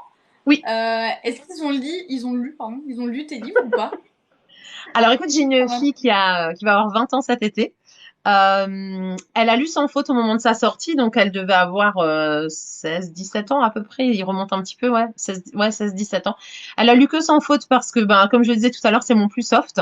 Parce que ben, je suis Oui. quand même sa mère, donc je trouve ça un peu, tu vois, il y a un côté étrange à lire Les Scènes Spicy. Mais ma fille aime lire plus. Déjà, elle est pas forcément très branchée lecture. Si elle lit des livres, ben, ça va plus être de la fantaisie. Tu vois, elle a Ok. adoré la saga Lux, elle a adoré Les Étoiles de Nocide de Sophie Jomain, par exemple, qu'elle a relu plusieurs fois, alors que moi, elle m'a pas relu plusieurs fois. et, et, euh, et là, je lui ai dit, ouais, tu pourrais lire Palissade Park, c'est pour toi, tu verras, c'est bien et tout, mais voilà. Elle Allez, m'a c'est dit oui, fou. un samedi, elle m'a dit oui, je vais le lire ce week-end, elle l'a Elle a pas pas lu. Donc lu. voilà. Donc je ne la force pas parce que déjà elle aime pas lire et puis finalement c'est pas voilà. Après j'ai un fils, donc mon fils va pas lire mes livres. Hein, il lit déjà pas ceux des cours, donc je vais te dire il va pas lire mes livres. Et la petite dernière, Olivia, elle a 9 ans et elle m'aide en fait sur. Déjà, elle connaît tous mes livres. À chaque fois, elle me dit, mais non, lui, c'est comme dans le tableau. Ah, mais lui, c'est pas. Elle connaît beaucoup de détails sur mes livres et elle m'aide dans le choix des prénoms. C'est elle qui a donné le nom du chien de Charlène dans Sans faute. Et celles qui ont lu Sans faute verront que Alex s'amuse beaucoup à changer le nom du chien de Charlène parce que le chien de Charlène s'appelle Oreo. Et à chaque fois, il l'appelle par un autre prénom de gâteau et de biscuit. Et il la fait chier avec ça. Et elle me trouve beaucoup de prénoms, ma fille d'abord. Donc, elle participe à sa façon. Et peut-être qu'elle les lira plus tard, quand elle sera plus grande. Beaucoup plus grande. Parce que tu vois, bizarrement, quand on me dit oui, à quel âge peuvent te lire les lectrices, au début, ben, quand ma fille Maïva avec eux, 14-15 ans, quand j'ai commencé à écrire, je me suis dit, mais en fait, non, pour moi, elle a pas du tout l'âge de lire ça. Mais je me rendais bien compte que des filles de son âge me lisaient, tu vois. Donc, elle a une copine à elle d'ailleurs qui m'avait lu, qui m'avait envoyé un message sur Instagram en me disant qu'elle avait adoré les Cooper Training. Et ça m'a fait vraiment bizarre parce que c'est une fille que je connaissais depuis qu'elle était gamine et que j'emmenais à la danse, à la gym en voiture, tu vois, depuis qu'elles étaient au CP1. Je me suis dit, mon Dieu, elle m'a lu, mais mon Dieu, mais mon Dieu. Elle va plus Mais jamais me non, regarder mais pareil. non, mais non, mais non, mais non, mais non, non. Et tu sais, j'avais eu un article dans la presse locale chez moi. Et faut savoir que moi, je vis dans un petit village près de Strasbourg et que je bosse dans mon village. Et donc donc je suis secrétaire dans un cabinet de kiné. Et donc certains Du coup, patients t'es avaient pas vu que autre. non, je suis pas que autrice. Non, non, non, non. Je travaille à mi-temps dans un cabinet de kiné et je suis la secrétaire. Et donc, il y a des patients qui ont vu l'article et qui m'ont dit, oh, on vous a vu, mais vous êtes écrivain, vous écrivez des livres, machin. Et donc, forcément, ils m'ont tous dit, la plupart, les patientes, femmes, féminines, m'ont demandé des livres. Et ben, je leur ai à tous donné sans faute. Tu vois, parce que je me suis dit, bon, allez, ça se passe dans notre région, donc ils vont être contents que ça se passe dans notre région. Et puis, comme je le disais tout à l'heure, c'est une de mes histoires préférées de celle que j'ai écrite.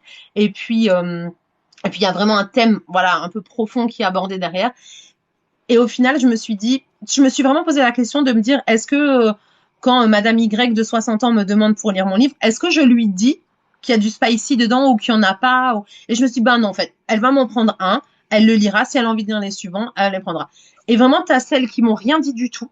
Et puis t'as celles qui m'ont dit, oh, mais vous écrivez des trucs à la 50 nuances. Enfin, tu vois, voilà. Et celles qui en ont redemandé, qui ont voulu en lire d'autres et tout. Donc, vraiment, c'est ce que je disais encore au salon du livre à la foire du livre de Bruxelles le week-end dernier, à une dame qui est passée, qui avait une soixantaine, à peu près une soixantaine d'années. Elle est passée devant moi, elle m'a dit, ah non, ça, c'est pas de mon âge. Et là, je l'ai tout de suite arrêtée. Je lui ai dit, mais en fait, il n'y a pas d'âge pour lire de la romance. C'est l'amour. Je lui dis, il n'y a pas d'âge pour tomber amoureuse, il n'y a pas d'âge pour être encore amoureuse peut-être de l'homme que vous avez rencontré quand vous étiez ado. En fait, et ben, tu sais elle m'a pris un livre. Je l'ai convaincue vraiment, et elle m'a pris comme une ombre au tableau, parce qu'après j'ai un peu pitché mes livres, parce que évidemment peut-être que Palissa Park c'était moins pour elle que pour quelqu'un d'autre, mais honnêtement il n'y a pas d'âge pour lire de la romance. Je suis bien d'accord. Moi, chez moi, c'est un peu la bibliothèque municipale. Du coup, à chaque fois que ma mère ou ma grand-mère passe chez moi, elles viennent faire un petit tour dans ma bibliothèque et font Mais oui, alors, je vais prendre ça, je vais prendre ça. Et genre, ma grand-mère, elle a lu Les Campus Driver, Hades et mais bien sûr, Perséphone, elle a mais oui. 80 ans passés. Et bien, j'adore. Ça me fait trop rire. Mais tu sais il y a une patiente qui doit avoir au moins 60 ans, je pense, entre 50 et 60 ans. Et elle m'avait pris sans faute. Et elle m'a dit, oh, j'ai adoré. Elle m'a dit, moi, je lisais beaucoup de Harlequin. Elle m'a dit, j'ai tapé votre nom sur Amazon et j'ai vu que vous aviez plein d'autres livres et j'ai acheté Contre-coup. Et là, je me dis, oh, dans ma tête, mais tu vois, le chaos. Je me dis, mais pourquoi, de tous mes titres, pourquoi elle allait choisir Contre-coup? Tu vois, il y a vraiment des chapitres où j'ai pas envie qu'une patiente qui me croise tous les jours au cabinet, elle lise ça, en fait. Tu vois, et je lui dis, oui, mais madame, voilà, madame X, hein, je dis, vous avez vu quand même, il y a une alerte, quoi. Il y a un avertissement qui dit que c'est pour des lectrices. Elle me dit, mais c'est pour ça que je l'ai choisi, celui-là. Tu vois, parce qu'il y avait l'avertissement, c'est pour ça qu'elle a voulu prendre celui-là plutôt qu'un autre. Et donc, il n'y a pas d'âge non plus pour aimer la dark romance ou des choses comme ça. On s'en fout, en fait. Tout à fait. J'ai un commentaire qui dit, moi, je suis un garçon et je lis aussi de la romance. Donc, Eh ben, très il n'y a bien, pas de genre totalement. non plus. Tout à fait, je suis Non, complètement non, d'accord. complètement. Et on m'a posé une autre question dont tu as déjà un petit peu répondu, mais je me dis que Ouais. tu as peut-être d'autres réponses. Attends, je le retrouve. Oula. Est-ce que tes enfants ont inspiré des persos dans les livres? Bon, alors le hand, mon fils joue au hand, hein, donc forcément, il y a une partie de lui. Et puis c'est vrai que mon fils, il est pas forcément très sympa sur le terrain non plus. Enfin, il a mûri maintenant, mais quand il était gamin et qu'il jouait au hand, c'est vrai qu'il n'était pas forcément toujours sympa avec ses camarades quand il ratait quelque chose. Pas très tolérant, il est devenu en grandissant. Et Alec, ben ouais, il est un peu bourru, hein. C'est quand même un petit enfoiré quand il veut sur le terrain, quand tu rates quelque chose, il est pas trop conciliant et tolérant. Et donc oui, je pense qu'il y a une part de lui. Après, j'ai envie de dire que non, j'ai pas forcément utilisé mes enfants pour inspirer. Après voilà, ma fille, je parlais tout à l'heure qu'elle aime l'astrologie, donc forcément il y a un petit côté d'Ava, d'elle, mais c'est pas forcément. À part ouais, l'astrologie, c'est pas forcément volontaire, mais c'est plus elle qui me donne des idées sur des choses, mais c'est pas forcément de leur caractère profond, leur façon d'être qui sont dans mes personnages. Et ton mari, est-ce que tu t'en as inspiré pour des book boyfriends? Non, non, je me suis inspirée de mon mari pour des book boyfriends. Je lui demande souvent son avis d'homme en lui disant ouais, si une nana elle te fait ça, comment tu vas réagir et machin. Lui me conseille aussi des fois en me disant ouais, tu vois Harry dans Cooper Training, il y a des chapitres passés, il y a des chapitres présents et j'ai vraiment voulu, si tu veux, un peu créer tu vois, le petit ami idéal qu'on aimerait pour nos filles, en fait. Voilà, parce que je me place en tant que maman et je me disais, pour ma fille, quel est vraiment le mec vraiment ado, mais idéal que j'aimerais, sur quoi elle tombe, en fait. Un mec respectueux, qui fait attention à elle, qui se soucie d'elle, etc. Et, tu vois, vraiment, quand je lui disais, voilà, mais imagine-toi, il s'est passé ça dans ton adolescence, la nana t'a fait ça, elle revient 6 ans après, comment tu peux pardonner ou être comme ça? Et lui, il me dit, mais tous les mecs sont pas des enfoirés, en fait. Il y a des mecs qui ont un cœur, enfin voilà, mais c'est vrai que des fois, on a tendance à oublier que, ben, des fois, ouais, les mecs aussi peuvent avoir été blessés par quelque chose, mais voilà, faire preuve de résilience et passer au-dessus et voilà. Donc, souvent, je lui demande son avis, mais, euh, mais non, je mets pas mon mari dans les Non. mecs. Mais moi, tu sais que du coup, que j'écris aussi un petit peu. Et à chaque fois, Oui. mon copain ne lit pas du tout. Je pense que le dernier livre qu'il a lu lire, c'était au collège. Et Mais ben, il pareil que soutient, le mien, ouais. voilà. Il soutient de loin. Mais du coup, quand je dis que j'écris des trucs ou qu'il y a de la romance ou quoi, il me fait ouais, mais tu t'inspires de qui? Tu penses à qui quand tu l'écris? Et je fais à Ah, mais personne, c'est mon imagination, t'inquiète tu sais pas. que je fais toujours très attention à quelque chose, parce que j'ai quand même un mari assez jaloux. Et je fais toujours attention à quelque chose, en particulier quand ça se passe en France, je fais toujours en sorte d'utiliser des prénoms de gens enfin, tu vois, qu'on n'a pas dans notre entourage. Comme ça, il peut pas me dire, ah, tu penses à lui en écrivant ça, ah, tu penses à lui. Et tu sais qu'il y a un de mes livres où j'ai réalisé par après que le prénom que j'ai donné, ben, par exemple, à Marco dans Au péril de nos cœurs, c'est le prénom d'un de mes beaux-frères, en fait, d'une cousine dont je suis pas forcément proche. Mais effectivement, c'est vrai que c'est son prénom. J'y ai pensé, voilà, c'était déjà édité, c'était trop tard. Bon, donc on n'est pas proche, donc ça va. Mais je fais toujours très attention. Mais tu sais, mon mari il était aussi un peu comme ça au début. Un des tout premiers concours Fixa dans lequel je me suis lancée, c'était un concours érotique. Donc, enfin, c'était même pas new roman, c'était érotique. Et donc je me suis dit bon ben, quitte à se lancer, baptême de feu, on y va, on fait de l'érotisme. Et et vraiment, j'ai vraiment, tu vois, j'ai écrit une scène à trois. Enfin voilà, il y avait vraiment, c'était vraiment très très spicy. Et mon mari m'a dit, mais personne peut savoir que c'est toi qui as écrit ça. T'as pris un pseudo, personne peut savoir que c'est toi. Tu vois, c'est très important pour lui, tu vois. J'adore. Vraiment. Mais bon, depuis, voilà, il est passé au-dessus de ça et c'est bon, tu vois. Je veux dire, dès qu'il peut m'accompagner en dédicace, il m'accompagne. Il est très fier, il est très très content. Donc voilà. Mais c'est vrai qu'au début, il y a cette problématique-là qui se pose un peu ben ouais, par rapport aux scènes spicy, quoi. Mais moi, je suis vraiment en mode, ouais, j'écris des scènes spicy et alors. Je veux dire, l'amour, c'est la vie, et dans l'amour, il y a quoi? Ben, dans l'amour, il y a le sexe. Et on le dit, les psychologues le disent, les relations sexuelles sont très importantes dans un couple. Donc, pourquoi ce serait tabou? Pourquoi on pourrait pas dire qu'on en écrit? Pourquoi on les écrirait pas si on a envie de les écrire? Et ça fait pas de nous ce que des reportages journalistiques à M6 peuvent dire de nous. Et voilà. Sans commentaire. Ce sera tout sur le sujet. Mon Mais oui, Dieu. mais Non, voilà, mais je veux dire, je suis d'accord. c'est Quand le t'as une sexe fait scène partie de... de l'amour, donc je vois pas pourquoi on l'écrirait pas. Si on a envie de dans un l'écrire, film, ça j'en choque reviens à ça, c'est-à-dire personne. qu'on n'est pas obligé d'écrire les scènes de sexe, mais si on a envie, si on veut les écrire en tant qu'auteur, on faut le faire. J'ai une autre question. Alors, je sais pas. Quelqu'un qui me demande, et son frère, est-ce qu'elle l'a déjà mis dans un livre? Mon frère, non. Je sais pas. J'ai un frère, mais non, non, non, non, non, non, non, il est pas dans mes livres, mon frère. Non.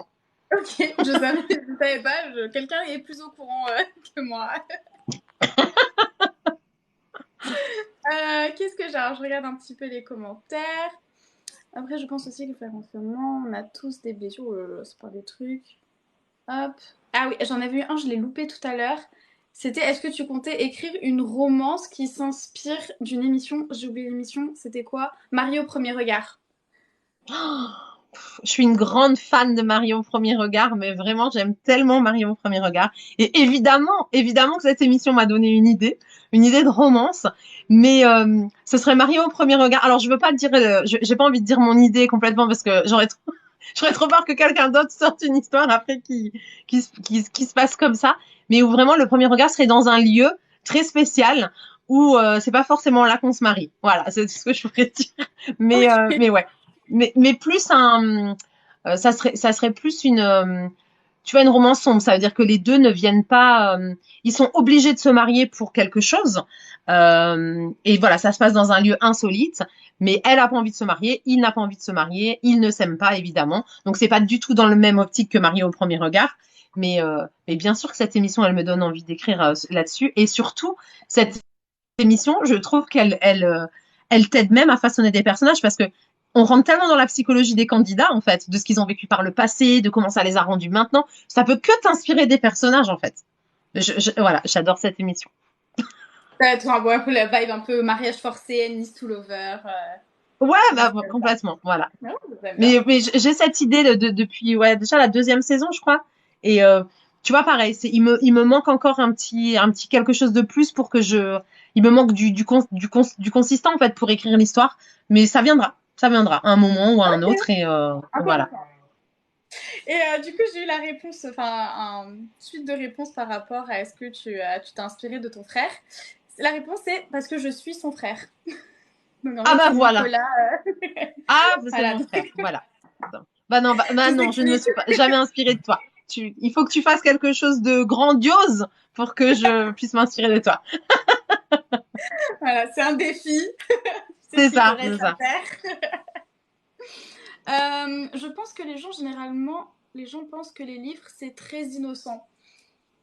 Possible. Après, je pense que c'est par rapport aux scènes spicy, ce commentaire-là. Mais je disais par rapport dans les films, quand il y a des scènes de sexe, ça choque personne. Parce que ça tombe sous le sens quand tu Dans les regardes un pubs, film. on voit des gens à poil pour un parfum. Les gens font une scène spicy presque, hein, et ça, pareil, ça choque. Enfin, ça choque aussi, bien entendu, ça choquera toujours des gens. Mais on en revient à l'âge, en fait. On en revient à l'âge, de toute façon, quand même. Et puis même par rapport à l'âge, c'est même pas qu'une question d'âge, c'est aussi une question de maturité, en fait, et de où toi t'en es par rapport à tes relations avec un garçon ou une fille, peu importe. C'est aussi où toi t'en es personnellement dans ton expérience, dans tes avancées envers tes sentiments et tes premières histoires d'amour. Ça dépend aussi de ça. C'est ça. Bah, c'est ce que j'avais eu un live la semaine dernière, du coup aussi, où on avait un peu parlé des âges pour les romances, etc. Et on parlait à un moment donné, bah, justement, de Colleen Hoover. On disait Oui, qu'elle, par exemple, bah, elle n'avait pas de scène spicy très explicite, c'était plutôt suggéré en général dans ses oui, livres, mais que pour autant, je me verrais pas les conseiller, par exemple, à ma petite sœur qui a 14-15 ans, parce que je trouve que ça va quand même aborder des sujets totalement. Très psychologiques qui vont profond, ouais. toucher les adultes. Et je me dis, quand, voilà, quand t'es ado, quand t'as 15-16 ans, ça va pas te toucher, enfin, tu vas pas pouvoir t'identifier ou te reconnaître dans ces histoires-là. Et Donc, puis surtout, quand t'as 15 ans, 15 ans, je trouve que c'est un peu là, ouais. On est un peu dans la frontière entre les deux.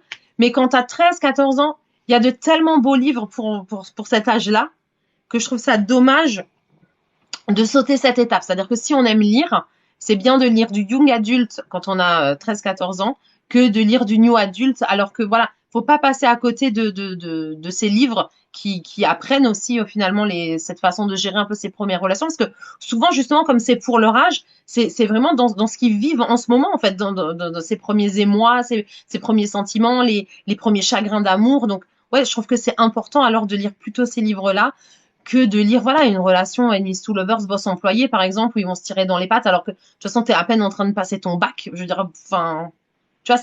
c'est pas forcément, mais en même temps j'en reviens au fait que ça dépend aussi de sa maturité et de comment on est, enfin tu vois moi je me suis mariée à 19 ans, j'ai eu un enfant à 19 ans, donc en même temps, je me dis, ouais, c'est pas, tu vois, c'est quand même ce que tu as dans la tête, en fait, c'est comment tu es mature sur tes relations, en fait, envers les garçons ou les filles.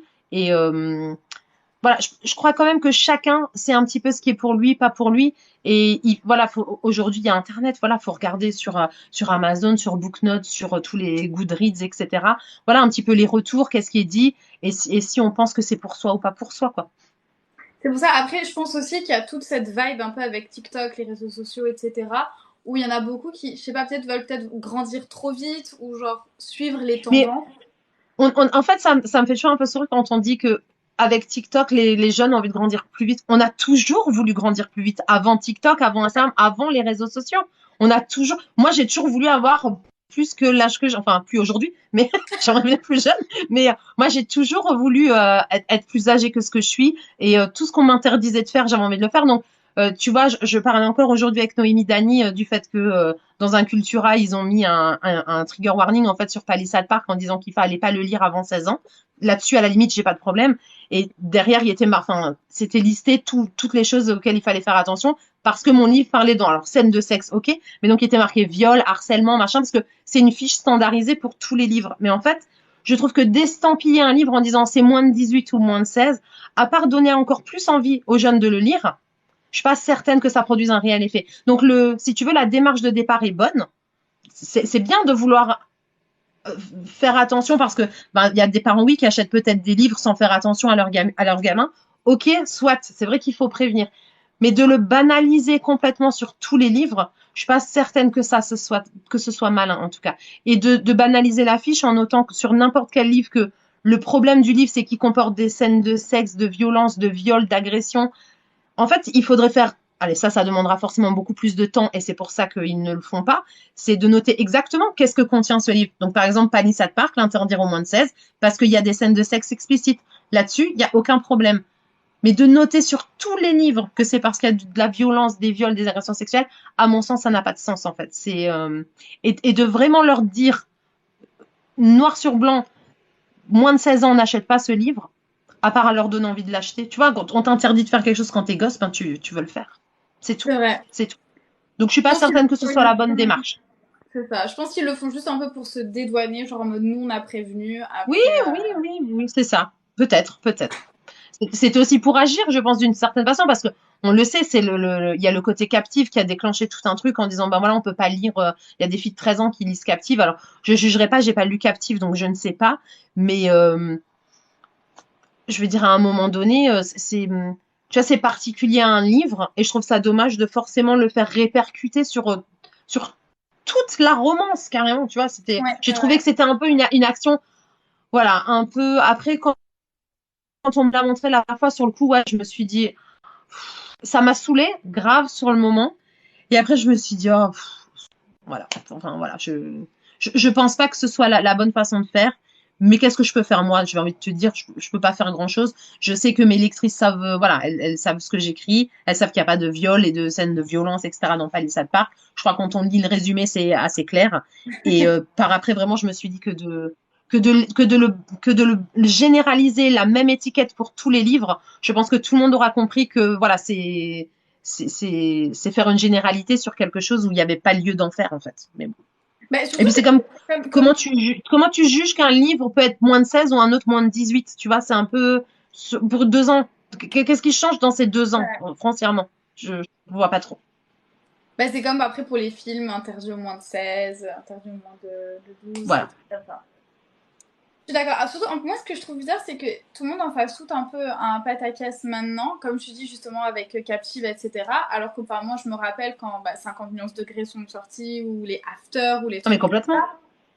Genre, personne disait, enfin, il n'y avait aucune interdiction, il n'y avait rien, et tu veux le lire, tu le lisais, et puis voilà. Enfin, moi, je sais que Non, du coup, je pense que 50 nuances degrés, la seule différence, si tu veux, la seule différence qu'il y a entre un Captive et un 50 nuances degrés, c'est le côté violent qui a priori dans Captive. Mais tu sais, c'est comme tout. Plus un livre a du succès, plus de toute façon, derrière, ça va un peu taper dessus et casser. C'est le jeu du succès, c'est la rançon ouais. du succès, c'est comme ça. Quand un livre a une grosse vibes dessus, ben derrière, il y a forcément aussi. Et c'est légitime, c'est-à-dire que de toute façon, plus t'as de monde qui te lit, plus t'as de chances qu'il y ait des gens qui n'aiment pas, parce qu'on ne peut pas plaire à tout le monde. Donc de toute façon, voilà, c'est comme ça, c'est le jeu. C'est le jeu, c'est ainsi. Et je sais pas du tout s'il y a une alerte au début de ce livre ou pas, et je ne sais pas non plus à quel point il est violent, mais c'est pas à un moment donné, les lectrices, si elles ont envie de te lire, elles te lisent, point, elles ont 13 ans, 12 ans, 14, 15, elles ont envie de te lire, bah elles te lisent, elles sont libres de te lire, c'est comme ça, et tu peux pas le contrôler, quoi. C'est tout à fait ça. Je suis complètement d'accord. C'est pour ça que, enfin, nous, tu vois, en tant que booktalker, souvent on nous attrape par le col de notre veste si on fait pas des avertissements, etc. Je sais que moi, par exemple, j'ai lu, il y a eu toute la polémique un peu sur Guild à un moment donné, Oui, que moi j'avais adoré, que j'ai lu, que j'ai conseillé sur les réseaux, et je me suis fait lyncher sur ma vidéo parce que j'ai pas parlé des avertissements, j'ai pas prévenu que c'était pour les 18 ans et plus, non, non, non, non, non, que je l'ai comparé par exemple au Prince Cruel qui est un young adulte, enfin un plein de young trucs comme adulte, ouais. ça. Voilà, et du coup, genre, c'est ça, mais enfin, ok, enfin, le truc, c'est qu'après, justement, Écoute, tu j'avais sais, fait une vidéo. J'avais fait une moi, vidéo où je disais, par exemple, que Captive, c'était pas pour un public trop jeune, et pareil, je m'étais pas attrapé la veste en me disant, t'es personne, je lis ce que je veux, non, non, non, et là, j'ai rien dit, et je me fais quand même, parce que justement, j'aurais dû prévenir. tu sais, de toute façon, c'est quoi que tu fasses, quoi que tu dises, peu importe comment tu le fais, Il y aura toujours des gens à qui ça ne plaît pas. Ça, faut vraiment se le dire. Et encore plus quand on écrit un livre, il y aura toujours des gens pour critiquer. Mais il y a que ceux qui ne font rien qui ne sont pas critiquables, en fait. Donc, à partir du moment où tu fais quelque chose, voilà, tu le fais. Ça plaît pas. Toi, tu essayes de le faire de la meilleure façon possible, en prévenant, pas prévenant, voilà. On fait toutes des erreurs. Alors là, tu peux te dire, bon, bah voilà, est-ce que Guild, j'ai pas fait une erreur de pas le dire, machin, etc. Est-ce que j'ai bien fait de le comparer à telle histoire? Peu importe. Après, le prochain truc que tu fais, tu préviens. Là, tu te fais aussi tomber dessus. Mais c'est comme ça, en fait. Tu te feras toujours tomber dessus. Écoute, exemple bête et qui n'a rien à voir parce que ça fonctionne dans tous les domaines. Je suis le compte d'une influenceuse de fitness qui fait beaucoup de sport là et elle avait dernièrement fait une vidéo où elle montrait un peu sa journée de ce qu'elle avait mangé. En fait, elle J'ai s'est vu fait la tomber vidéo. dessus par. T'as J'ai vu vu la vidéo? tout à Enfin, l'heure, voilà. oui. Elle se fait lyncher en partie parce que les gens disent qu'elle bouffe rien, qu'elle bouffe de l'industriel, du machin. Mais en fait, c'est ça, c'est quoi que tu fasses, tu auras toujours une minorité qui viendra te critiquer, que ce soit parce que tu préviens que tu peux pas lire ça quand tu as moins de 16 ans, que ce soit parce que tu ne préviens pas et que tu te permets de comparer un livre de Prince Cruel avec Guild alors que l'autre il est beaucoup plus trash. Mais fais ce que tu fais. C'est tellement facile de critiquer les gens qui font quelque chose en fait. Mais si tu ne fais rien, c'est sûr qu'on ne te critiquera pas. Mais le but c'est pas ça. Le but c'est de faire des choses, d'avancer, de monter un truc, etc. Donc fais, mais des critiques il y en aura toujours. Il y en aura toujours et on apprend un peu mieux à vivre avec et à les passer, mais ça fait quand même toujours de la peine. Hein. Ça nous heurte toujours, ça fait toujours mal. Mais voilà, dis-toi que si tu n'avais rien fait, tu n'aurais pas été critiqué. Ouais, super, mais c'est quoi la vie, c'est de faire des choses quand même. Donc voilà, Ouais. est-ce que ces gens-là ont un compte TikTok, se montrent tous les jours sur les réseaux, parlent avec aisance, lisent des livres parce que ça prend aussi du temps. Vous aimez lire, mais ça prend aussi du temps de lire, de faire une chronique, de faire il y a les moi TikTok je nage complètement et je vois le temps que vous prenez des fois pour faire tu vois des mises en scène en collant des voix off enfin avec la musique etc. Ouais, voilà. Donc, et après, venir critiquer pour deux, trois détails, franchement, voilà. Euh, C'est la rançon du succès. c'est ce qu'on disait. Voilà, c'est la rançon du succès. C'est ça. Et plus tu feras, plus tu seras vu et plus tu seras critiquable, de toute façon. C'est fou, hein. Je suis bien Tu sais, d'accord. il y a un problème quand même un peu très ancré en France qui est complètement différent aux États-Unis. C'est aux États-Unis, quand tu réussis, on te félicite. Et en France, on a quand même ce petit côté où plus tu réussis, plus t'es cassable, en fait. Plus t'en C'est prends un pour dans la truc, tronche. C'est mais typiquement français. Donc, faut c'est un vraiment, voilà, tu sais, faut passer, faut un peu, ouais, faut passer dessus, quoi. c'est un Tu sais, truc fou. il y Bah, a un exemple très concret. Il y a un exemple très concret qui, quand tu dis aux gens que t'écris, ils disent oh, pourquoi t'écris, mais tu pourras pas en vivre, pourquoi tu en vis. Et c'est les premiers à te demander ton livre gratuit. Bah oui, c'est sûr, je vais pas en vivre si tout le monde me demande mon livre gratuitement, en fait. Tu vois, c'est ces gens qui te critiquent en disant, mais tu pourras jamais en vivre. Et après, quand tu sors un livre, ils disent, oh, tu pourras me le tu prêter? me Bah non, donnes. en fait, mon livre, il coûte 17 €, donc t'es prié de l'acheter. Bah, juste encore plus, toi, t'es prié d'acheter mon livre parce que tu m'as critiqué et qu'en plus, tu t'es permis de me dire que je pourrais pas en vivre. Eh ben, écoute, encore plus, tu vas le payer. Non, mais tu vois, c'est, voilà. C'est typiquement français, c'est vraiment C'est vrai, français. hein. Il y a pas cette. Alors attention, je prône pas le savoir-vivre américain, hein, loin de là. Hein, j'aime mon pays et et j'aime comment on y vit, mais voilà, c'est vrai il y a quand même ce problème-là en France de casser les gens qui réussissent et de les critiquer, et c'est dommage, C'est quoi. un truc de fou. Voilà. Mais ça, je sais, je l'ai remarqué parce que du coup, je bossais pour une boîte américaine. Donc, tous mes patrons étaient aux États-Unis. Enfin, on était deux en France. Donc, j'avais vraiment genre. C'était vraiment genre. Ouais, l'entreprise à l'américaine, genre la manière de manager, etc. Et je le voyais vraiment, genre, dès qu'il y avait quelqu'un qui avait une promotion, quelqu'un qui se passait quelque chose, tout le monde était vraiment là, le hypé, genre, mais c'est trop bien, mais je suis trop content pour toi, et Alors ça qu'au sein c'était d'une cadeau. entreprise française, hein, ça se passe pas comme Et ça. ouais, et pourquoi c'est lui qui a eu la promotion et pas moi, et moi je méritais C'est ça. plus, et il est passé sous le bureau, et nanana, et genre, tout, je me disais, Et mais c'est c'est un ça, mais truc c'est ça, de c'est ça, fou. mais c'est ça, c'est dingue, hein, c'est incroyable, c'est incroyable. Alors, du coup, on a passé les 90 minutes, donc techniquement le live est censé s'arrêter. Si ça te dérange pas, je me dis on fait Ok. encore peut-être 5 minutes de questions, s'il y en a qui ont encore un peu de quelques questions, et Allez, après on peut faire on cinq va minutes de pouvoir questions. Ça marche. On va pouvoir arrêter. Alors, qu'est-ce que j'ai eu? Je regarde un petit peu si j'ai loupé quelque chose. Donc là, ça paraît débattre sur la prévention, comme on disait tout à l'heure. Qu'est-ce que j'ai? Ah, est-ce que tu préfères les poches ou les brochets? Alors, ça dépend. À lire ou éditer dans tes propres Alors, livres? bah, je pense que c'est à lire. Je pense que c'est à lire. Honnêtement, je suis une lectrice numérique. Je ne lis qu'en numérique. Parce que déjà, je transporte ma liseuse partout parce que dès que j'ai 2 minutes, je lis et donc ça se met facilement dans mon sac à main. Pour une raison de coût aussi, hein, parce que ben, tout simplement les e-books ça coûte moins cher que les coucher. Et puis finalement, je lis beaucoup le soir tard en allant me coucher et ça m'évite d'allumer ma petite lumière, ma petite lampe de chevet et mon mari qui dort à côté. J'ai ma petite liseuse et puis dans le lit, honnêtement, c'est tellement plus pratique C'est d'avoir la clair. liseuse, c'est pas lourd, c'est pas machin. Et donc vraiment progressivement comme ça, je suis vraiment passée au 100% numérique. Mais c'est vraiment pour ces raisons-là que je suis passée au numérique, parce qu'à la base, j'étais vraiment, enfin, j'étais team brochet, brochet, brochet. Même les poches, je pouvais pas parce que je trouvais que les pages étaient trop fines, ça me stressait. Mm. Mais et au fur et à mesure, en fait, c'est justement bah, mon copain qui me dit, vas-y, tu me saoules avec ta lampe torche là toute la nuit. Mais c'est Genre, ça, je peux mais pas oui, c'est dormir et hyper chiant. tout. Et au final, c'est super pratique. Même, je la pose sur mes genoux comme ça, j'ai juste à faire comme ça, et puis c'est tout. Enfin, Tellement, je non, mais vis c'est plus que par tellement le numérique. pratique, ouais. C'est Non, incroyable c'est ça. super. Non, vraiment, la liseuse, moi, je peux plus m'en passer. Écoute, là, ma première liseuse, elle est tombée en panne, elle a cassé comme ça sans raison un matin. À midi, je suis allée les changer, quoi. Elle est encore sous garantie. Tu vois, il me la fallait tout de suite, quoi. Voilà, c'était voilà. Bon. Autant que mon téléphone portable, quoi. Tu vois, c'était très important. Et justement, c'est quoi ta lecture en cours? Alors, je suis en train de lire un livre d'Emma Green, Just 17. Ok. Parce il m'a été recommandé par une copine et parce que justement c'est pas une relation boss-employé mais c'est prof-élève. Et moi j'aime beaucoup, c'est vrai que tout à l'heure on me demandait mes trois préférés et j'aime beaucoup les différences d'âge. Alors peut-être parce que j'ai toujours été attirée par des hommes plus âgés que moi et que mon mari est plus âgé que moi. Mais voilà, j'aime bien les histoires de différences d'âge et prof-élève, il y a le côté très interdit. Et j'avais lu des Emma Green il y a très longtemps avant d'être autrice et depuis j'en avais plus lu. Et donc bah voilà, tout était réuni pour que je démarre cette lecture.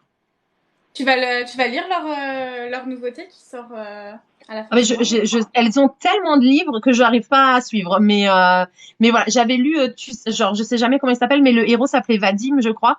C'est peut-être toi plus moi ou quelque chose comme ça. Il est en plusieurs tomes et j'avais beaucoup aimé. Il se retrouve, je crois, 7 ou 8 ans plus tard. Et depuis, j'ai plus rien lu d'elle. Mais là, j'ai vraiment lu celui-là parce qu'il y a une différence d'âge. Mais je sais que un peu à la Colleen Hoover, les Shaq et Magrine, en tout cas pour leur lectrice, ça a à chaque fois une valeur sûre. Donc je m'attends forcément à pas être déçue et j'ai hâte. J'ai lu 4-5 chapitres hein, pour l'instant. J'ai pas avancé beaucoup. Et avant ça, j'ai eu 2 coups de cœur dernièrement que j'ai lu sur Nextory, la plateforme de lecture en ligne. J'ai Mhm. lu du Sabrina Owen et Ellie Kennedy. Elles ont Ok. écrit des livres qui sont parus chez J'ai lu. Je sais plus du tout comment ils s'appellent, mais c'était 2 gros coups de cœur avec des hockeyeurs. J'aimerais bien aussi un jour écrire une histoire sur des hockeyeurs. J'ai un petit truc avec voilà. Je pense parce qu'il y en a pas vraiment chez moi, mais voilà. Et j'ai adoré. C'était génial. C'était génial. Ok. Qu'est-ce qu'on me dit encore? J'achète en papier. Ah oui, j'achète en papier mes coups de cœur, mais sinon liseuse. Oui, moi aussi, du coup, Numérique, ouais. maintenant, je fais ça. Genre les belles couvertures, je les prends en papier, puis ça va souvent. Non, mais dès que c'est une couverture avec un mec torse nu ou des trucs comme ça, je dis hop, allez, liseuse. Oui, c'est un peu différent. Ouais, c'est un peu plus compliqué effectivement. Ensuite, qu'est-ce qu'on me dit? Ah, tout à l'heure, j'ai pas relevé le commentaire, mais du coup, il y a ton frère qui a dit, que tu avais dit, oui, il faut que tu fasses quelque chose d'exceptionnel pour être. Oui. Il a dit, je te supporte, c'est déjà exceptionnel. Ah oui, bah, bon, Ça c'est me mon fait petit rire. frère, donc franchement c'est mon petit frère, donc c'est plus moi qui l'ai supporté que lui qui m'a supporté, hein, franchement. Qu'est-ce qu'on me dit? Maloria, j'ai commencé à te lire sur Fixia. Ah ben, Mhm. c'est quelqu'un qui est là depuis le tout début. Ah, Ok, ça c'est clair. je crois qu'on a fait tout le tour. Du coup, bah écoute, Maloria, merci beaucoup d'avoir participé à ce live. Écoute, merci à toi pour ce premier live TikTok. Moi qui ne suis pas du tout une adepte de la plateforme, franchement, j'essaye de m'y mettre. Mais ma fille, surtout mon ado, a mis son veto pour toute publication de vidéos sans son accord. Donc je publie peu de vidéos parce que souvent elle me dit ah mais non mais jamais de la vie tu publies ça. Donc voilà. Mais voilà. Mais en fait tu vois, autant j'ai démarré Instagram et je me disais pareil, mais je ne comprends rien, je vais jamais m'en sortir. Autant aujourd'hui, moi, Instagram, je suis super à l'aise et j'adore et je m'amuse. Mais TikTok, j'avoue que, et c'est terrible, mais je me sens vieille, en fait. Quand je suis sur TikTok, j'ai du mal à comprendre. Mais je ne doute pas de m'y mettre vraiment un peu plus sérieusement un jour. mais voilà. Donc, votre premier live TikTok avec toi, sache que c'est le deuxième live de ma vie. Sinon, j'en avais fait un autre, mais sur une plateforme, je sais plus ce que c'était, un truc avec Facebook, mais c'était pas Facebook. Bref, Très donc voilà, je honorée. stresse toujours un petit peu mais je me force, tu vois, parce qu'après, je me rends compte que finalement, je suis quand même à l'aise et que ça va, mais c'est pas forcément des exercices faciles. Donc voilà, merci à toi pour la proposition et l'invitation.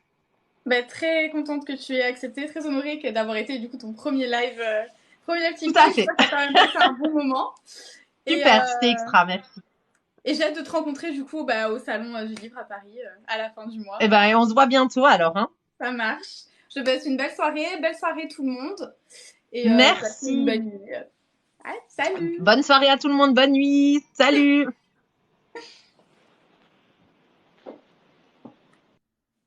Attendez. Juste pour dire ceux qui sont encore là, j'ai oublié de dire l'invité. Attendez, je bois. L'invité de la semaine prochaine, ça sera Victoire de Nous les lecteurs. Enfin, vous me l'avez tellement demandé.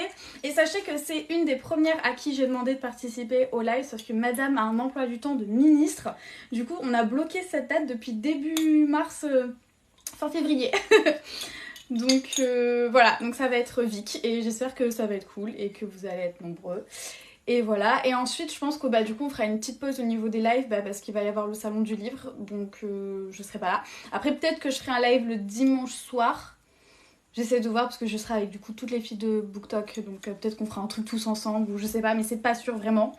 Et après je reviendrai avec d'autres auteurs de Hugo Roman, il y aura 2 autres autrices, 3 autres autrices. Donc voilà les enfants, je vous souhaite une bonne soirée et on se voit dimanche prochain. Bessos la mif!